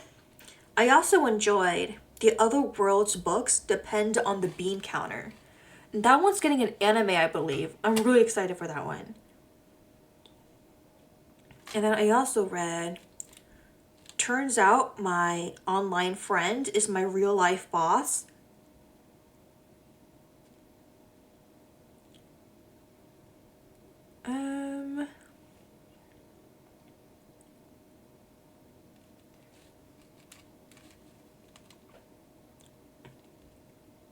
Maybe I don't read a lot of salaryman ones. I do love cooking romances where they'll cook each other meals. Stuff like What Did You Eat Yesterday is a really good one I enjoyed. I love that trope. Love when it's an employee and their boss brings them out. Yes! It's so good. And, like, turns out my boss is, like, my online friend. That does trace back a little bit to role-playing. Just with, like, the video game theme. Oh my gosh. Yeah, I think that's just, I think those are the only salaryman like ones I read.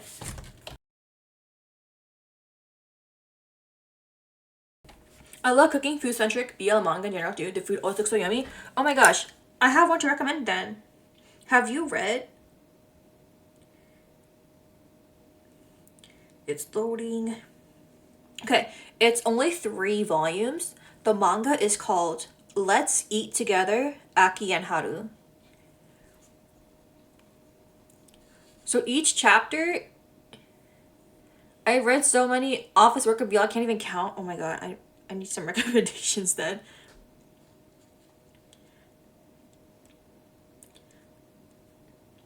Cause there was a GL office worker one. What's a, it's tough, it's like tough love something.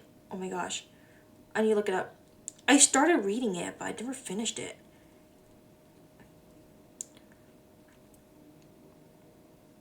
Ah, okay, it's called it's a GL, it's a Yuri, called Black and White Tough Love at the Office. I personally haven't read that far into it yet, but like, hear me out. Is it she likes to eat, she likes to cook? I haven't read that one yet, but that one's on my plan list. I really want to read that one. I'll get there eventually.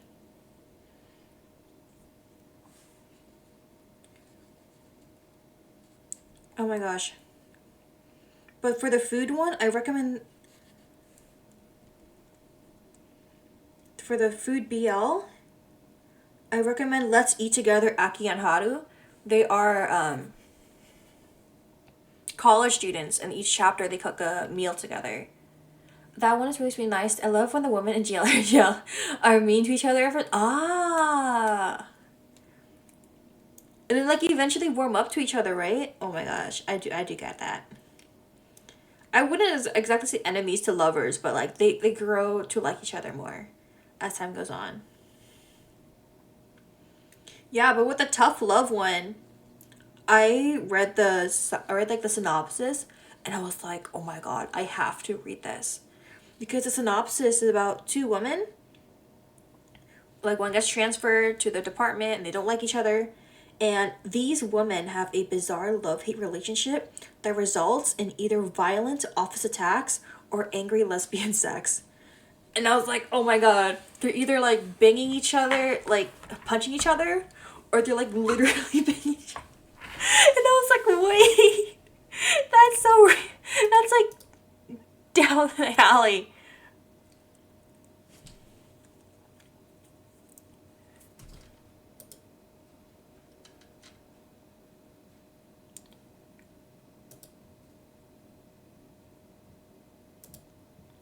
Love hate relationship, another favorite trope for any romantic pairing for me. Yeah, that's so real. I get it. I get it.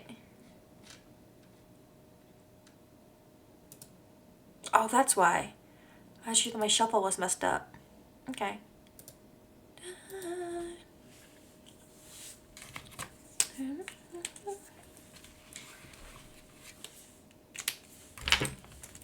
I'm thinking about like my favorite tropes now.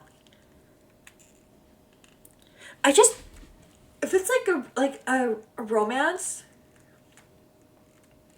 I just love anything with like a quote unquote pathetic person. Something along the lines of like Uramichi Oni-san. Like pathetic but likable. Not surprising how enemies to lovers and nothing I look for immediate laha. It's really hard to find, personally, I haven't seen a lot of like enemies to lovers I really like. I feel like they're mostly in the fantasy setting, right? I wouldn't say anything contemporary. Because maybe in like a contemporary setting, I could see more like rivals to lovers. Like, oh, these two employees in the same company, they're fighting for this. They're like aiming for the same position, and they hate each other. I wouldn't call that. I'm not sure I would call that enemies to lovers. Maybe like rivals to lovers. But like with, you know, fantasy, I can totally see like enemies to lover in that sense.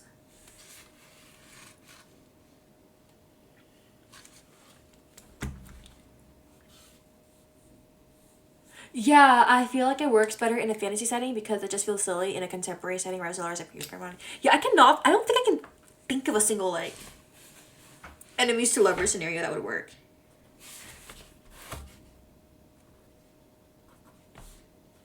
In that kind of setting, in that kind of a contemporary setting. Maybe that's just why I don't read that many contemporary books in general. But I take that back. I'm starting to read more contemporary books. No stakes. I need these people to want to kill each other before they fall for each other. The stakes.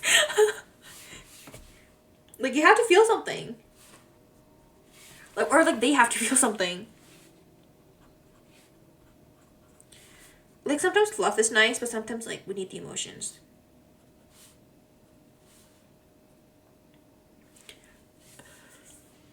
Like sometimes I love like the devastation they feel because that that pulls them together like much more than before. But I also feel like damn, how much more can I take?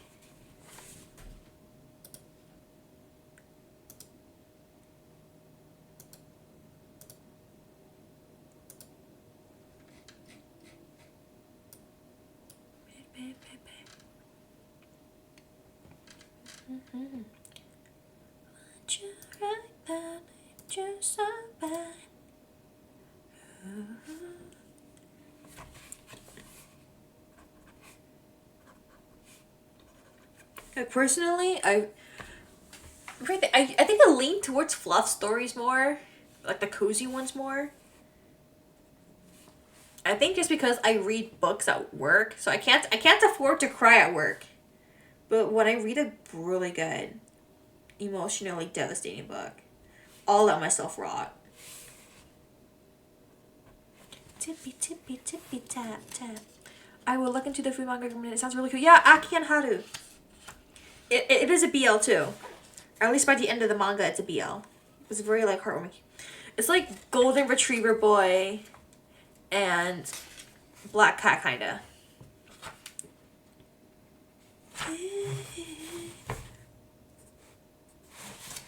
Yeah, I read it all on Libby too, so that's how I know you'll be able to read it because it's on Libby.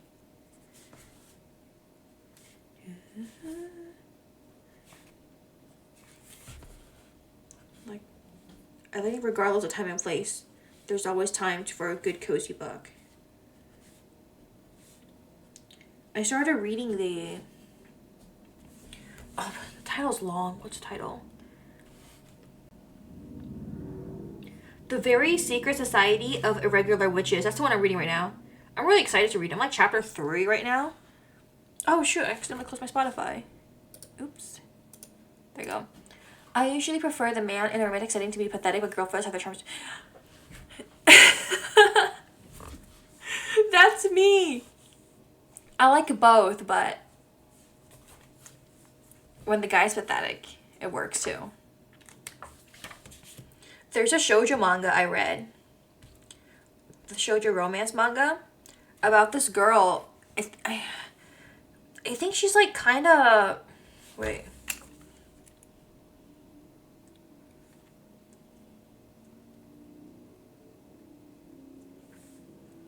There's actually 2 shoujo romance mangas I've read that are really good. Heroine for Hire. That one's a short 4-volume manga.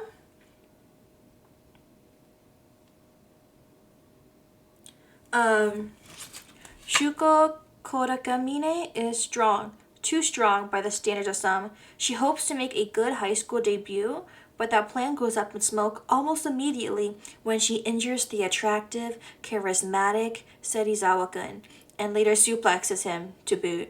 But when he finds himself in hot water with a jealous boyfriend, it's Shuko who comes to his aid, and he comes up with a ridiculous proposition. If Shuko becomes his bodyguard, he'll make her the most important girl in the world. I found it really cute. At the end of the manga, I'm not gonna spoil it. It's very cute. Like, she suplexes him. Like, that's a really good one. The other one is called, it's a 3-volume one called She's My Knight. Haruma Ichinose has, wait, that's not super, yes! Like, she can carry him. And it's so cute. It's like very much like, she's strong, he's affectionately pathetic and pretty. It's like the reverse damsel in distress kind of feel. And then the other one, She's My Knight, it's a little bit similar. Haruma Ichinose has been popular since he was born. So popular, in fact, that he figured no one could even come close. Until he met Yuki Mogami. She's tall, cool, collected, and totally makes him crazy. He may just be in love, but can he deal with falling for someone even more dashing than himself? I love role reversals too. Yes. So like he's a very like pretty and popular, and then he meets this like super cool girl, and he really likes her, and he's trying to like do like the cool shoujo romance manga moves on her, but they always flip, and he ends up in those situations, and he ends up like a blushing mess, and it's so cute.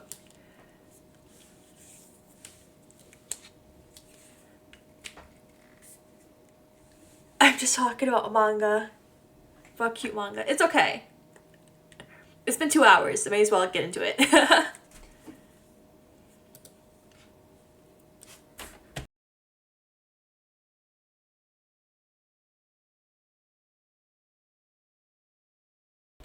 Yeah, if you guys have any recommendations, let me know.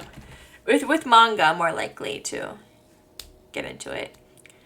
Because I can usually zoom through one volume like 15 minutes, depending. 15-20 minutes, depending on how long it takes me to look through the pictures.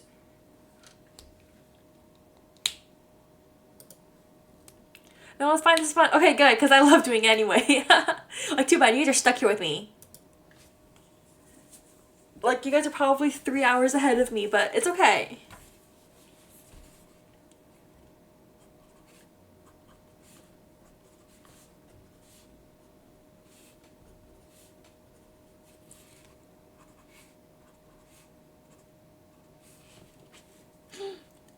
Oh my gosh, Kara peeking from the side. If you have any recommendations, let me know too.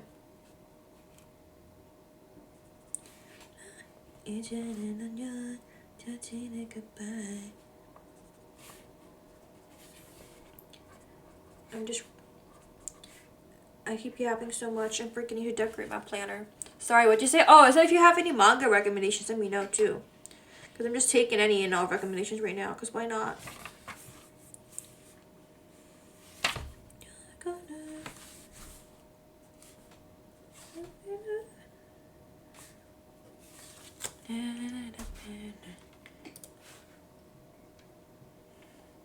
Because right now I'm doing something, I read Be in Motion. That's the animation one, right? Like the music video animation one. That one's supposed to get an anime. I don't know when though. Because Be in Motion's on Manga Plus, so I read that one for a while. I'm behind, but I read it. Akane Banashi, I also read that one too. That one was recommended too. It's Time for Torture. That one has an anime, right? I think I read like the first couple chapters of It's Time for Torture. I felt like the gag was too much for me. Like the joke. Kindergarten Wars, that one's on my read list. Is that one? Is that what where like the entire class was assigned to be like bodyguards or like hitman protectors? Something like that. Drunk Bullet. I don't think I've heard of them.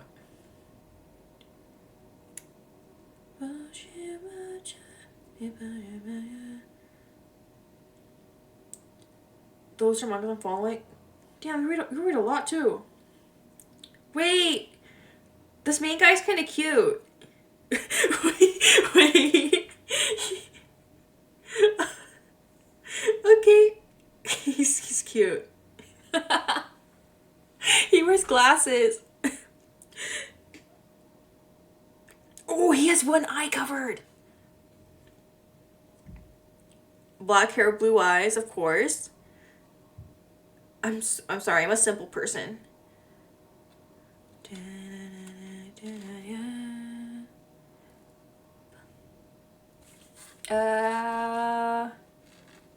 Deep Reputa?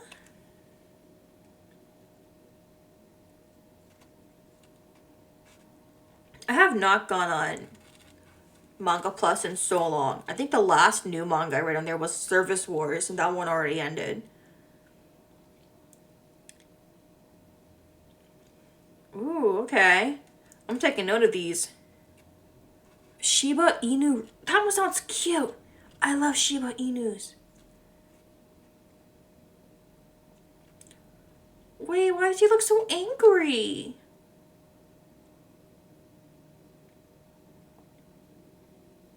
Muchan? Aww. Now what time, man?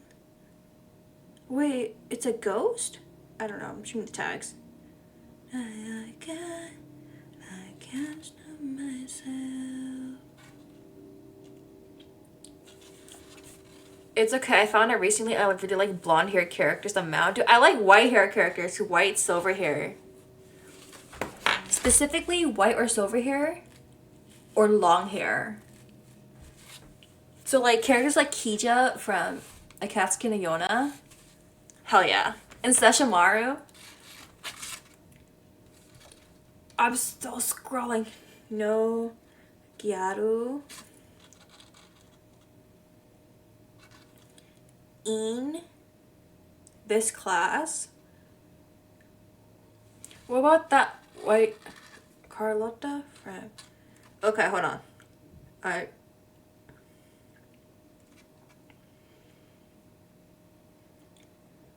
Oh, she's pretty! Wait. Her dress. Wait, she has an ahoge. I love ahoges.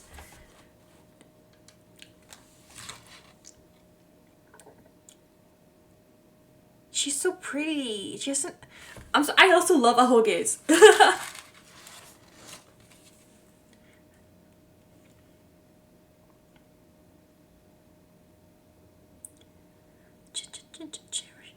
Wait, the creator of No Gyaru in this class is also the same person who did Don't Blush Sekime-san. I read that one.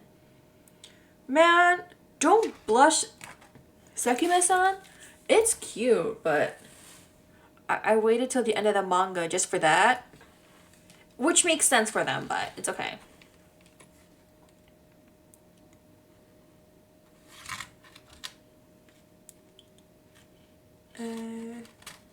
Smother Me. That's just the title of the manga. Ooh. Oh. Wait, let me screenshot these because I'm a slow typer. Lots of recommendations. Okay. It's okay. Very specific character archetype I've been into are those fox-like clever characters who are mischievous and mysterious, usually have a theme about them having money tied to them. They are almost always men. I would love to find out a character like this who's a woman. Is it like those characters that usually have their eyes closed and they have like this teasing fox-like smile about them? And then when something who's like super serious happens, they like open their eyes and shit gets yes! It's that one guy from Honkai Star Rail is a really big example. I don't know how to pronounce his name. It's like Jiaoqiu. He's very much one example of that. Another character, he's from a gacha game that I used to play a few years ago called Afterlife. Mori. Yeah. I was gonna even. Oh! Aventurine! Yeah! Wait! Yes, him too! Especially the money theme around him and the gambling. Hold on. That's so true.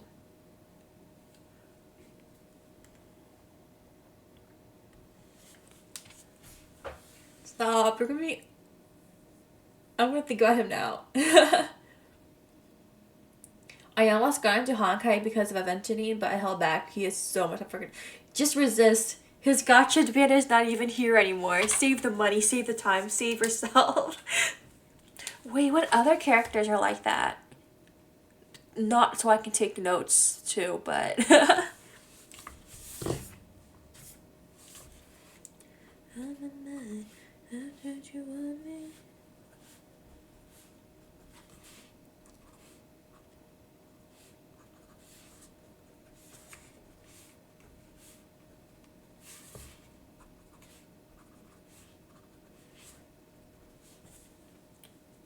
No, always gamble?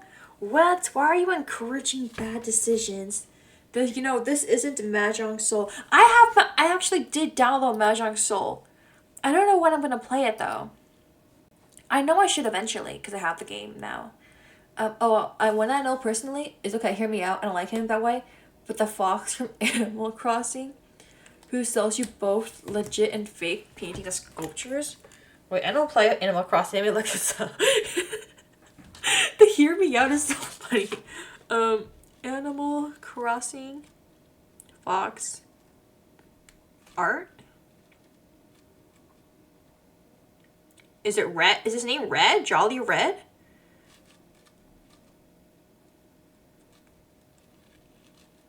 I'm sorry.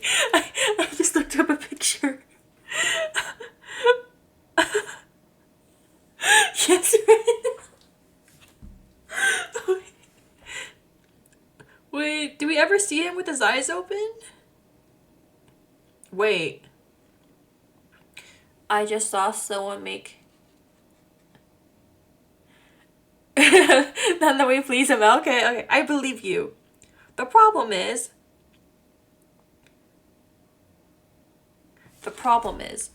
When I'm scrolling down Google Images, why do I see people draw fan art of him in like human form? Why does he look so cute? That's not fair.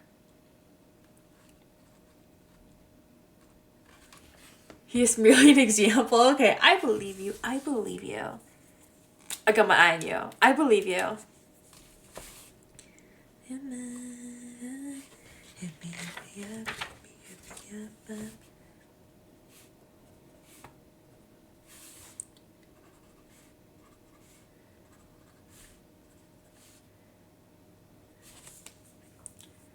Mahjong Soul. Now we're gonna play Mario Party. I feel like right now this holiday season's like a pretty weird time. If you have a date, well wait, just I'll see like what my schedule looks like. We'll see. Eventually, we'll get there. Okay, I'm gonna be right back. I'm gonna go to the restroom real quick. Oops, wrong one. This one.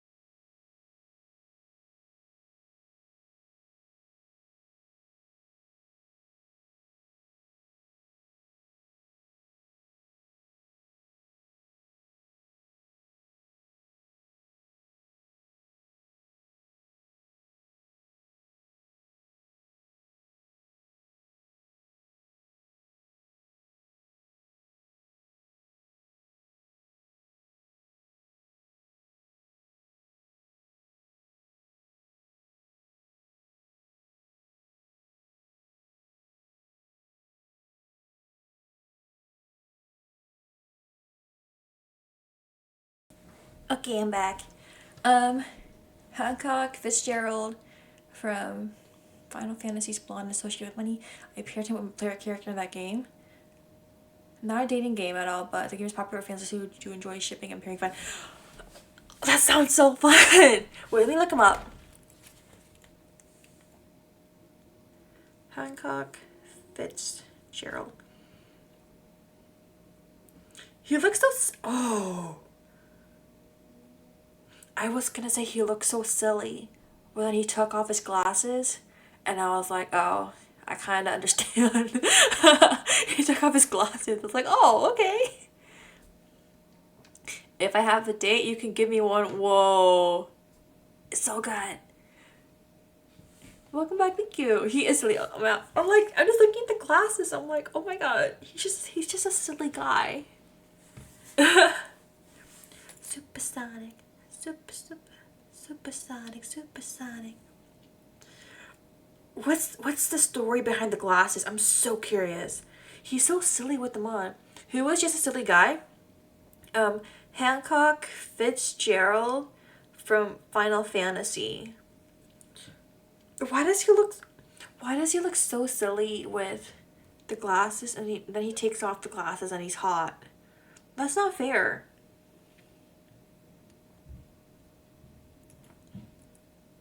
That's lethal.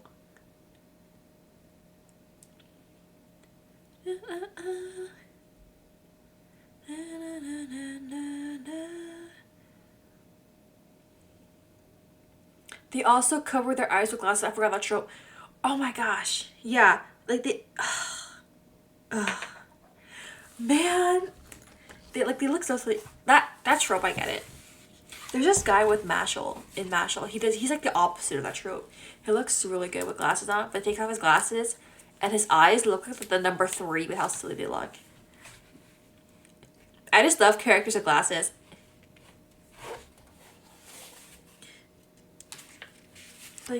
Like glasses or eye patches or a mask.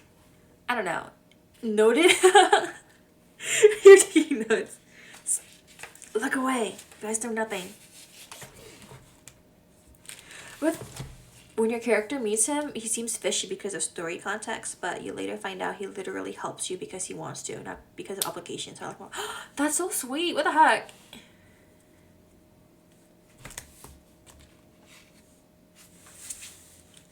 He's like, I'm not doing this because I'm a video game character and I have to. I'm doing this because I love you. Or I think you're cool and I want to help you. I would ask, like, I'll be like, what are we after that?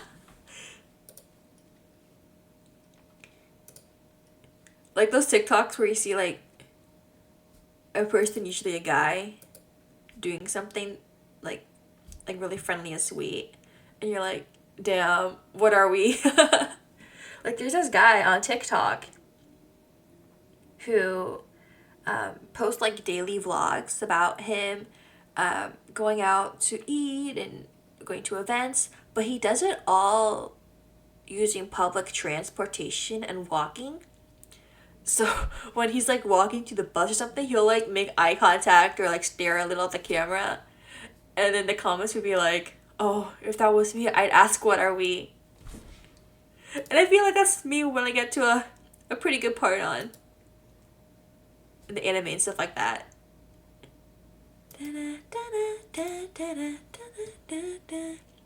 Like, especially in Ultimate games. I have not... Oh my god.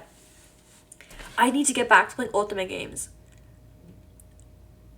I know I want to go back to playing Killer Chat and Hatoful Boyfriend. I really want to finish those games before I do more. We'll see. Heyo, hello Cody. We're just yapping right now. I hope you've had a good day so far, whatever time it is for you. You know, we're just chatting about our favorite types of characters and just series in general. So if you have any recommendations, let us know. We're all ears. Me saying that as if I don't have 200 anime on my watch list, but eventually.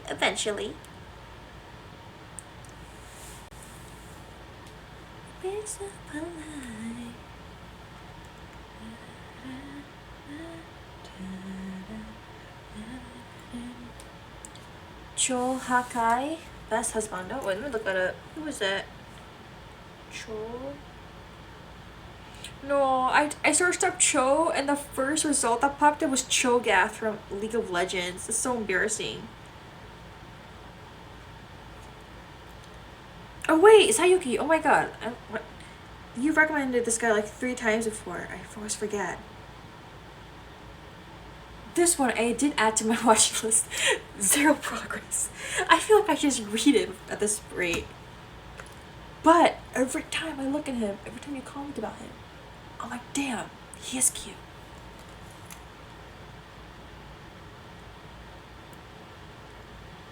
Oh, he's a fellow Virgo. Okay.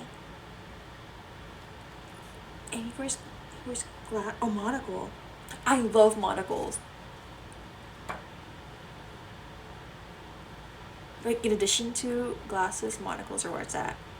Like, not the Monopoly man, but like, in an anime guy.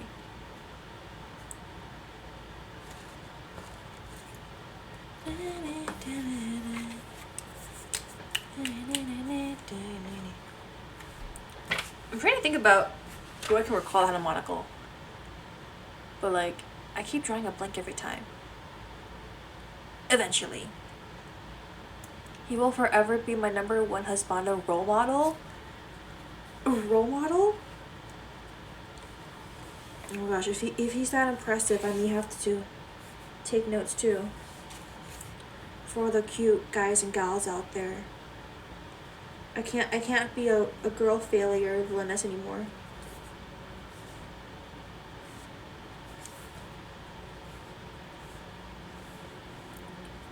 He cooks, he drives, and he's smart. He's the mama of the group. Oh, never mind. I cannot do any of that.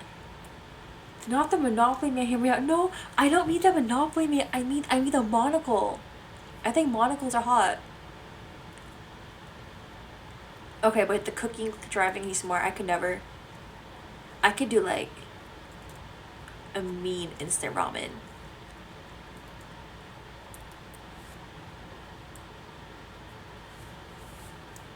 And then, oh my god, the Monopoly man. No. I can't think of the biggest hear me out. I feel like the biggest hear me out I have is the guy from Megamind. Mean ramen made by Mean Maina. Yeah, I am mean. Thank you for confirming that for everyone. Who?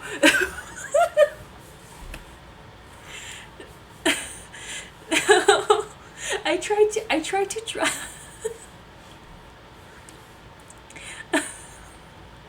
I tried to. I can't. I tried to drop that so casually, hoping no one would catch on. Megamind, yep, the blue head guy. Hear me out. Like if you watch the movie, his personality's like, why not Megamind? I know.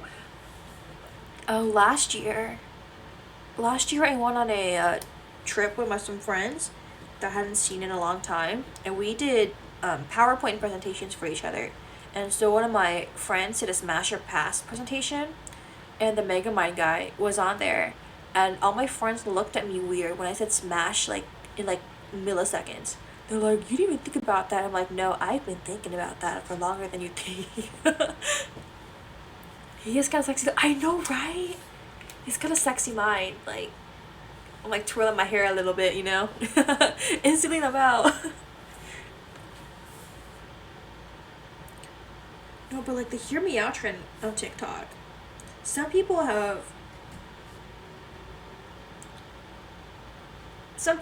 it's not really hear me out. Like their questions are kind of typical, but okay, then I wish you're one of mine. Only if you want to, you don't have to.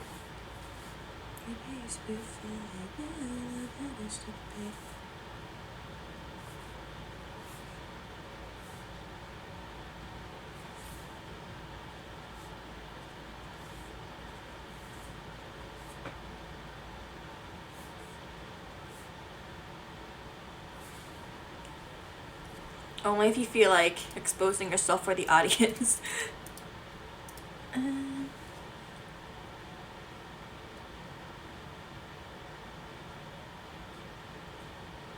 Guys.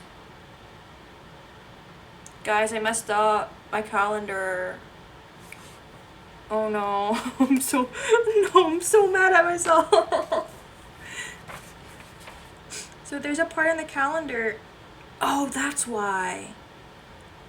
So for my calendar, there's a blank part for each month. So I have to manually write the number dates for each month. I accidentally wrote that May had 30 days instead of 31 days. So my entire June month is 1 day off. And I don't have any whiteout.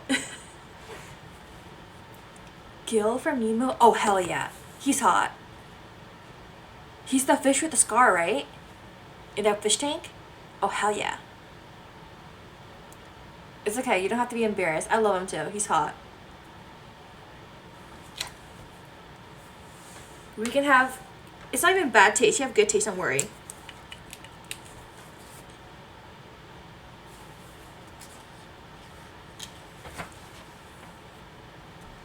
Guess the melt. Let's go. Well, you had me nervous there for a second. I was like, oh my god, what if my taste is like super tame by accident?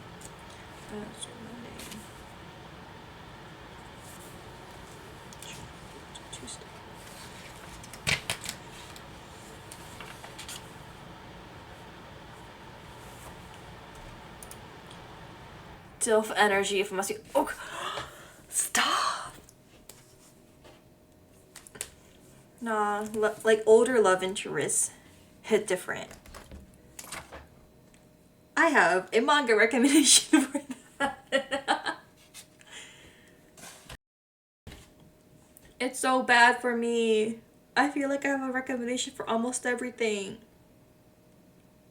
You, like it's magnetic.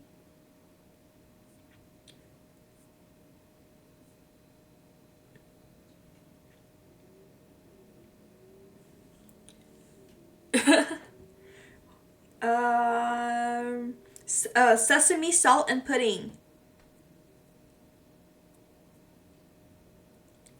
It's between a 22 and a 42-year-old. But the guy's hot, so I'm fine. My first anime crush is Kotetsu from Tiger and... Oh, Tiger and Bunny again. Okay. I gotta watch that. I guess I gotta watch that then. He's actually a dad with a daughter. Have you watched the Yakuza Babysitter anime?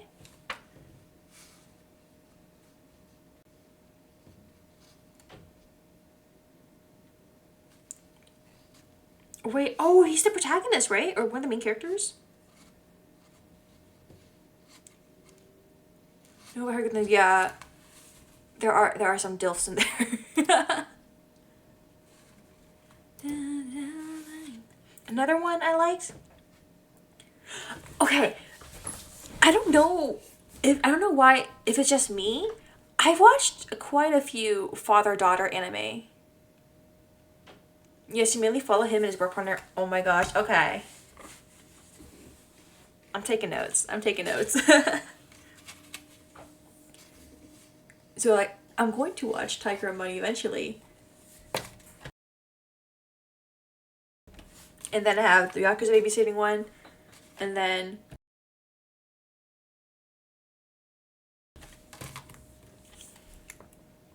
Yeah, there's a father... Another one I liked is the Gymnastic Samurai. It's about this older gymnast. Well, he's like older for a gymnast. And I forgot what it's about. It's good. It has like his daughter's like cheering him on during his career. It's so cute.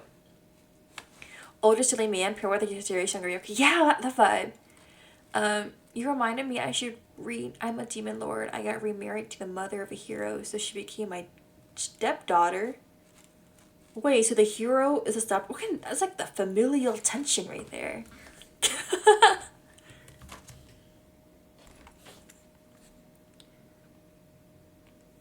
That's so. Is it like? Wait. Actually, I'm gonna. It's a long title. OMG. Yeah, I was surprised. Like, oh my god, wait, it's not an isekai. The title's long.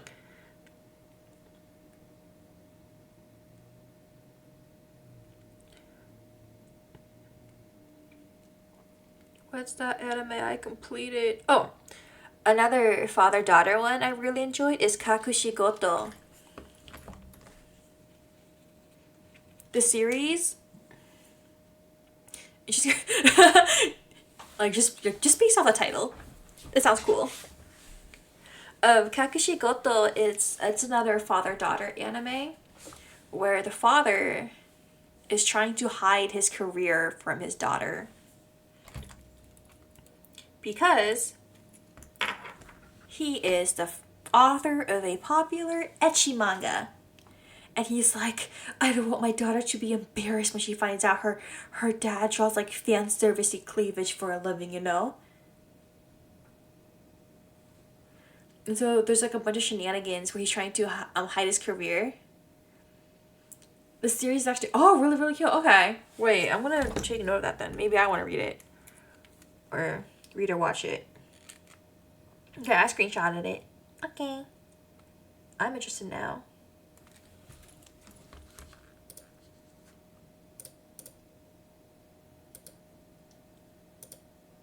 I mean, I love like series that seem so weird at first, but are actually super silly. The demon lord is actually very sweet to the hero's mother. Stop! Love isn't dead. Chemistry.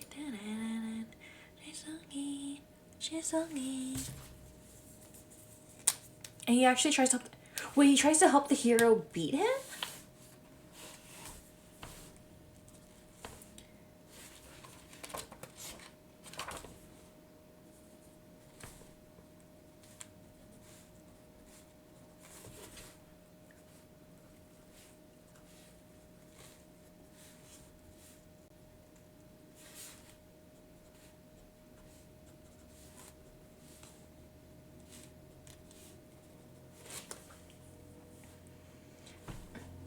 You have to sound really cute, but being a hero makes it really awkward and funny because their job is to defeat her father and he's supportive of her girl.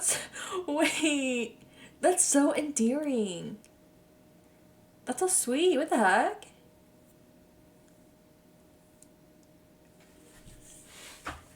He's like, I know you have to beat me up or have to defeat me, but like, I love you, so I'm gonna help you. It's okay. Also, for context, her mother looks accepted. Oh. So there's more to it.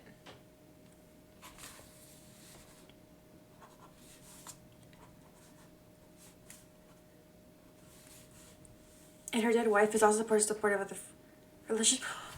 Stop. I would cry. Is there like a scene where she's like, it's okay, I love you, but you gotta move on? I would cry like the worst tears.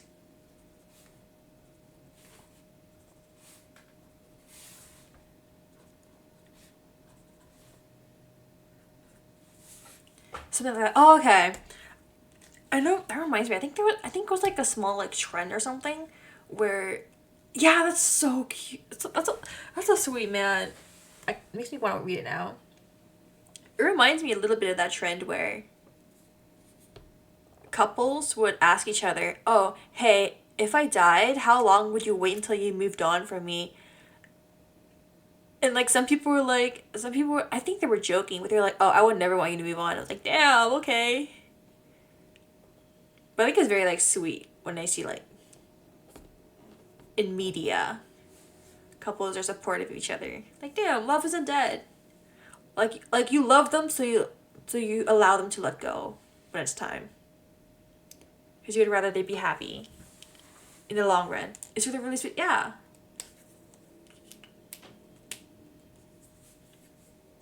And 31.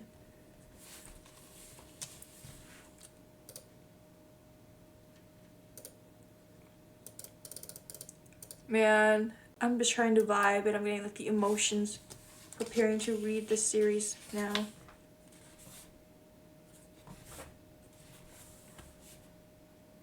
It's okay, it's worth.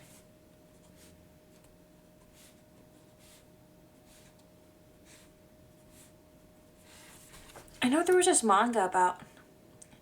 It depends. Will my spouse turn into a worm when she dies? No. I hope not. Well, you gotta ask your spouse that. That's a question for when you find someone. I know that when I die, I'm gonna reincarnate into someone new. But who will I be? I don't know. Oh my god, that reminds me of that webtoon. See you in like the 19th life or something like that. It's pretty good. I'm still reading it right now. I'm reading volume by volume.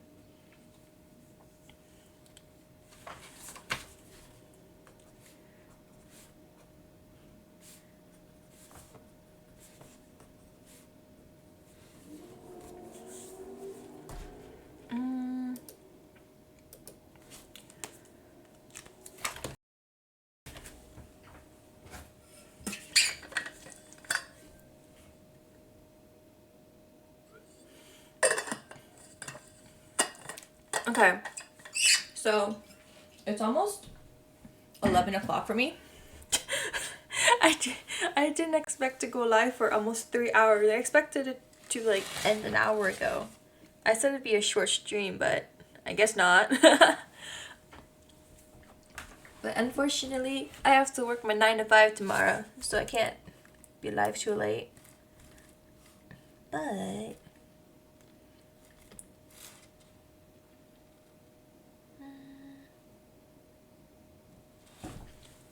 oh good, yeah. Today was so fun. I don't need to play Fruit Mountain to Yap anymore. I'm proud of myself. I'll try to get the head pack command to work, and then we'll see about whatever next time.